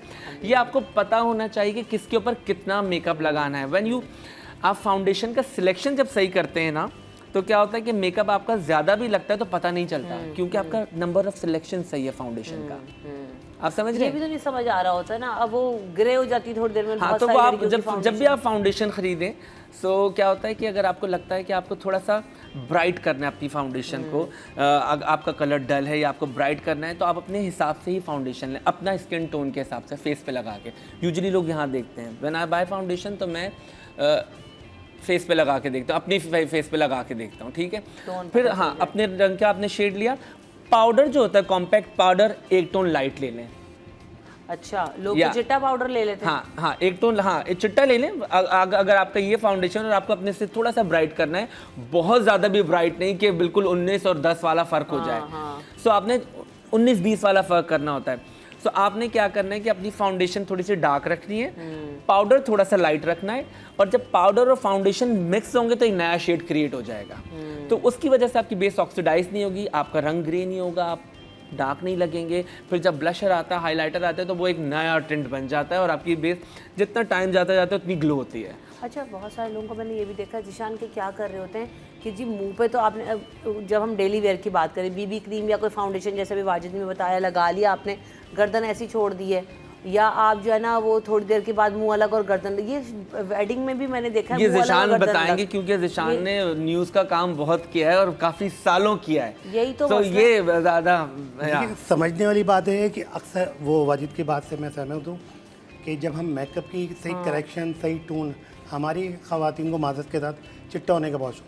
हाँ, जब तक फाउंडेशन भी अपना हाथ देख के नहीं लेंगे, चिट्टी फाउंडेशन। वाजिद ने बिल्कुल सही कहा, फाउंडेशन को जब तक स्किन पे मैच नहीं करेंगे, हमारे लोग स्किन पे नहीं हैंड पे मैच करते हैं, वो बाद में आके वही ग्रे प्रॉब्लम होता है। फर्स्ट, जब तक स्किन को कैमोफ्लेज ना करें, उसके बाद वन टोन जितनी लाइट आप रखेंगे इतनी नेचुरल ब्यूटी होगी। फर्स्ट। सेकंड, ब्यूटी का नाम मेकअप नहीं है, ब्यूटी आपकी अपनी है। अगर आपकी आई कॉस्ट पे आ रही है, सिर्फ मस्कारा लगाएंगे तो आप बहुत प्यारे लगेंगे, आपके लिपस्टिक के कलर अच्छे होंगे, आप प्यारे लगेंगे। हमें पहले ये समझना है कि हमें अपने उम्र को बढ़ाना है या कम करना है। हाँ, ये बात भी सही है। हम लोग ये नहीं समझ पाए, हम सोचते हैं जो सामने वाले ने कलर चूज़ किया वही हम यूज़ कर लें। हर बंदे की एज का मेकअप चेंज है, ज़रूरी है हमें इसको समझना कि हमें गैदर कहाँ करना है, मेकअप को कहाँ ले गया कि ट्रेंड क्या चल रहा है। जितना हम लाइट और जितना हम बीबी स्किन तरफ आएंगे, इतना अच्छा हमारा मेकअप होगा। लाइट सा ब्लश ऑन, लाइट सा मस्कारा, ज़रूरी नहीं है आई शेड लगाएं, प्रॉपर लाइनर लगाएं, प्रॉपर आईब्रो शेप दें, सिर्फ नीट जितना रखेंगे इतने प्यारे आप लगेंगे। वाजिद, आज आपकी मौजूदगी का फायदा उठाते हुए कुछ मेरे भी अनवर, मेकअप में गर्दन का आपने ना बताया हाँ, ना, गर्दन पे हमेशा एक टोन लाइट लगाएं इससे। अच्छा। क्योंकि गर्दन जब आपके लिए ये लाइटें पड़ रही है ना आपके ऊपर, तो आपका जो शेडो गर्दन पे आ रहा है तो गर्दन और डार्क लगेगी। हाँ। तो गर्दन को हमेशा थोड़ा सा ब्राइट रखें। अच्छा। अगर ये आप 36 फेस पे लगाए स्टिक, तो यहाँ पे आप 45 का लगाएं। अच्छा। हाँ, तो क्या होगा, वो आपका बैलेंस हो जाएगा। हाँ, शेड भी पड़ रहा है। यस, क्योंकि गर्दन का शेडो यहाँ पे पड़ता है तो उसकी वजह से गर्दन डार्क लगती है। फेस पे तो लाइट आई रहती है, गर्दन को थोड़ा सा लाइट रखते हैं। और हम लोग ये भी कर लेते हैं ना, यहाँ से कॉन्टोरिंग और डार्क वाला कॉन्टोर शेड लेके यहाँ पे भी मार लेते हैं, वहाँ पे भी मार लेते हैं, इतना कुछ वो और When I started, मुझे याद है 2000 की बात है, शार्प कट्स इंडस टीवी में। सो हमारा एक वर्कशॉप हुआ था CNN के साथ। हाँ। सो उसमें हमें अंडर कॉन्टोर उस वक्त बताया था। अब ये जो इन्फ्लुएंसर आ गए, सारी चीज़ें अब ये कर रहे होते हैं। अच्छा, बाय द वे, ये लगता है बहुत आसान करना, जो हम पहले अंडर कॉन्टोर करते हैं, बहुत ही PTV के वक्तों से करते हुए आ रहे हैं सारे। ये तो अब सोशल मीडिया इतना स्ट्रांग हो गया है, सारी चीज़ें इतनी स्ट्रांग हो गई हैं कि लोगों को लगता है ओ ये नया ट्रेंड है। ये कोई नया ट्रेंड नहीं है, ये बहुत पुराना है। ओके, जब भी अगर आपको लगता है आपको डार्क स्टिक के साथ करना है, तो आप स्टिक डायरेक्ट फेस पे ना लगाएं। फिर आपने क्या करना है, स्पंज में लेके आपने वो लगाना है, जितना लगाना है उतना ही लगेगा। यूजुअली क्या होता है, आप यूं करके लगाते हो पूरे, उसके चक्कर में पूरा मुंह आपका डार्क हो जाता है। तो अच्छा, आपके मेकअप की आपका मेकअप बहुत अच्छा हुआ है। मौजूदगी का फायदा उठा, मैं कह रही हूँ मुझे ना नुक्स बताने आपने कि कहाँ मैं इसको सही कर सकती हूँ। अच्छा नहीं, आपका मेकअप बहुत मेकअप अच्छा मैं खुद है। करती देखिए हूँ, तो आप आपका मेकअप सिखाएं। बहुत अच्छा है। मुझे लगता है कि आपकी आंखें बहुत प्यारी हैं। अगर थोड़ा सा मैं आपके आईब्रो को यहाँ से हल्का सा थोड़ा सा छोटा कर दो, थोड़ा सा बात, तो फेस पूरा ऐसे लिफ्ट लगेगा। एंड आपने जो लाइनर यहाँ से लगाया ना, थोड़ा सा इससे आपकी आंखें बड़ी हैं बट गोल लग रही हैं। तो अगर आप यहाँ से थोड़ा सा थिक करेंगे, अभी न्यूज़ के बाद आप मुझे मिले ना तो हल्का सा मैं वो करके दिखा दूंगा मेकअप रूम में। तो सिर्फ अगर आप यहाँ से थिक करेंगे तो आपकी आंखें बिल्कुल ऐसे हो जाएंगी। और यहाँ से कम कर लें। हाँ, यहाँ से कम, ये गोल नहीं होना चाहिए, इससे आंखें गोल हो जाती हैं। ओके, तो वैसे परफेक्ट बेस अच्छी है। अच्छा, क्या है कि दुल्हनों का मेकअप भी इतना ही है यार, आजकल तो दुल्हनों का भी बड़ा कम हो गया है, मैंने देखा हाँ। है मेकअप। तो क्या होता है कि दुल्हन को क्या मतलब है कि दुल्हन को दुल्हन ही लगना है। देखिए आपकी शादी है ना, तो आप लॉन के जोड़े में बैठेंगे, आप दुल्हन हैं। हाँ। ये मैं बताना चाहता हूँ कि दुल्हन दुल्हन ही होती है, वो कुछ नहीं भी कर, रेड लिपस्टिक लगाएगी वो दुल्हन है। उसको कहते हैं ना अल्लाह ताला रूप लेकर आते हैं दुल्हन का, Exactly. वो तो रूप होता है। तो ये सारी चीजें, तो मेकअप करना मसला नहीं है, बस आपको ये पता होना चाहिए कि कितना मेकअप आपके ऊपर लगाना है। अगर आपको लगता है कि आप बहुत ज्यादा मेकअप में अच्छे लग रहे हैं तो आप लगाएं, but number of selection foundation का सही होना। आपने पहले हल्की सी बेस लगाई, और अगर आपको लगता है आपके डार्क सर्कल हैं तो आपने उसी बेस को डबल कर लिया, तो आपको कंसीलर की भी जरूरत नहीं पड़ेगी। आपने उसी को डबल कर लिया, सिंगल एक आई शेडो आपने लगाया ब्राउन कलर का, एक सॉकेट लाइन पर हल्का सा डार्क ब्राउन शेडो दिया, मस्कारा लगाया, हल्का सा आपने हाइलाइटर यहाँ लगाया, पीच और पिंक को आपने मिक्स करके ब्लशर लगाया जो आपने किया हुआ है, लिपस्टिक अच्छी लगा लें। अच्छा, अब एक मसला हमारी ना कौम का ये भी है, वाजिद और ज़िशान आप दोनों से मैं पूछूंगी कि क्या होता है कि ज़िशान, ख़वातीन को अगर आपने आधे घंटे में तैयार कर दिया ना, सेटिस्फाई नहीं होंगी। यार ये तो इतनी जल्दी दुल्हन रेडी हो गई, मेरा पार्टी मेकअप इतनी जल्दी नहीं, अच्छा नहीं हुआ। तो ये जो एक ये मसला है कि ज़्यादा मेकअप, ज़्यादा चीज़ें देर तक जब एक मेकअप आर्टिस्ट करता है, उसको उनको कैसे सेटिस्फाई करते हैं आप लोग उन क्लाइंट? जैसे कि ये ट्रेंड चल चुका है ना, जब हम इस फील्ड में आए थे, वाजिद को भी पता है, लोग सुबह दोपहर से 2-2 बजे से पार्लर में ख़वातीन बैठी हुई हैं। अब वो वेटिंग में बैठी हुई हैं 5 बजे। वो ये बात है, जितनी ज़्यादा चीज़ लगाएंगे, अच्छा ये पुराना ट्रेंड चल रहा है ना कि जितनी ज़्यादा चीज़ें होंगी, क्लाइंट बोलता है बहुत ज़्यादा चीज़ें बहुत अच्छे लग रहे हैं। वाजिद की बात वही सही है कि जितना हम लाइट लगाएंगे, जितनी ज़रूरत है, रिक्वायरमेंट। अच्छा, फिर दूसरी चीज़ आप एक्सेप्ट तो करें, आपने इतना लाउड मेकअप करा हुआ है, और फिर आपकी एज, फिर डेफिनेशन क्या है। हम लोग मेकअप को नहीं समझा। मॉडल मेकअप की जो रिक्वायरमेंट है वो बहुत डिफरेंट चीज़ होती है ना। हम लोग मॉडल मेकअप, मेरी ज़्यादा रिक्वायरमेंट होती है हम लड़की को मॉडल मेकअप करें ताकि उसकी ब्यूटी सारी इनहेंस हो। ब्राइडल मेकअप में क्या होता है, वाइट कर देना, हैवी लुक देना, loose powder, foundation, camouflage, heavy base, heavy makeup, heavy liner, heavy mascara, यहाँ तक कि अगर आपके ऊपर लैशेस सूट नहीं करी फिर भी आप लैशेस लगा रहे हैं। लैशेस का इंतखाब, कलर का इंतखाब, लिपस्टिक का, सब चीज़ें काउंट करती हैं। लैशेस में क्या हो रहा है, सबसे बड़ी वाली लैश ढूंढ के खरीद ली नहीं, मार्केट अच्छा से, अच्छा, और वो लेकर भी आ जाती हैं। I take hardly 15-20 minutes for bride. आपके आगे चुप हो जाती हूँ, Yeah. वरना वैसे So, तो मेरे बच्चे रोती भी- धोती निकल रही अच्छा होती पता है, कि देखिए मैं पता है क्या, जितनी अच्छा जल्दी टाइम तैयार कर अभी भी देखिए, जब आप दिन की 15, 20, 25 दुल्हनें ले लेते हैं ना, तो लोगों को टाइम फिर भी उतना ही, फिर टाइम ज़्यादा लगता है। देखिए अगर आपके पास दिन में सैलून में 4 ब्राइड्स हैं तो आप आराम से करते हैं। अगर आपने लेट्स सपोज ले लिए, बेसिकली ये टाइम होता है, सही है। आपके पास आपने दिन की ले लिए 50 दुल्हनें, तो 50 दुल्हनों को तो ऑफकोर्स आप सुबह 9 बजे से बुलाएंगे ना। हाँ। तो आपने किसी का बेस लगा के बिठाया, फिर किसी के बाल बन रहे हैं, किसी का ये हो रहा है, तो ऐसे टाइम लगता है। मेकअप में आपके लगते ही 20-25 मिनट हैं मैं बस, तो खुद यही कहती हूँ, इससे ज़्यादा नहीं time लगते। लगना लेकिन क्या होता है, क्योंकि आपने इतना काम पकड़ लिया होता है, और उसको फिर डिवाइड कर देते हैं कि आज अच्छा चले, इसका जब तक नेल कलर हो रहा है, उनके बाल बन रहे हैं, उनका लिपस्टिक हो रहा है, उनका ये हो रहा है, उनका ये हो रहा है, तो उसमें टाइम लगता है। अदरवाइज मेकअप में जितना भी होता है, मुझे तो पर्सनली मुझे याद नहीं पड़ता कि मैंने 20 मिनट से ज़्यादा में कोई कुछ किया। हाँ, वो अलग है कि हाँ मैं कभी दुल्हनों से बातें करना शुरू कर दूँ, अच्छा बताओ क्या हो रहा है, कैसे ख़ानदान में शादी हो रही है, बाहर शादी हो रही है, सास ससुर को सुबह उठते ही चाय बना के दे देना, अम्मी सास से दोस्ती कर लेना, अम्मियों को मत बताना।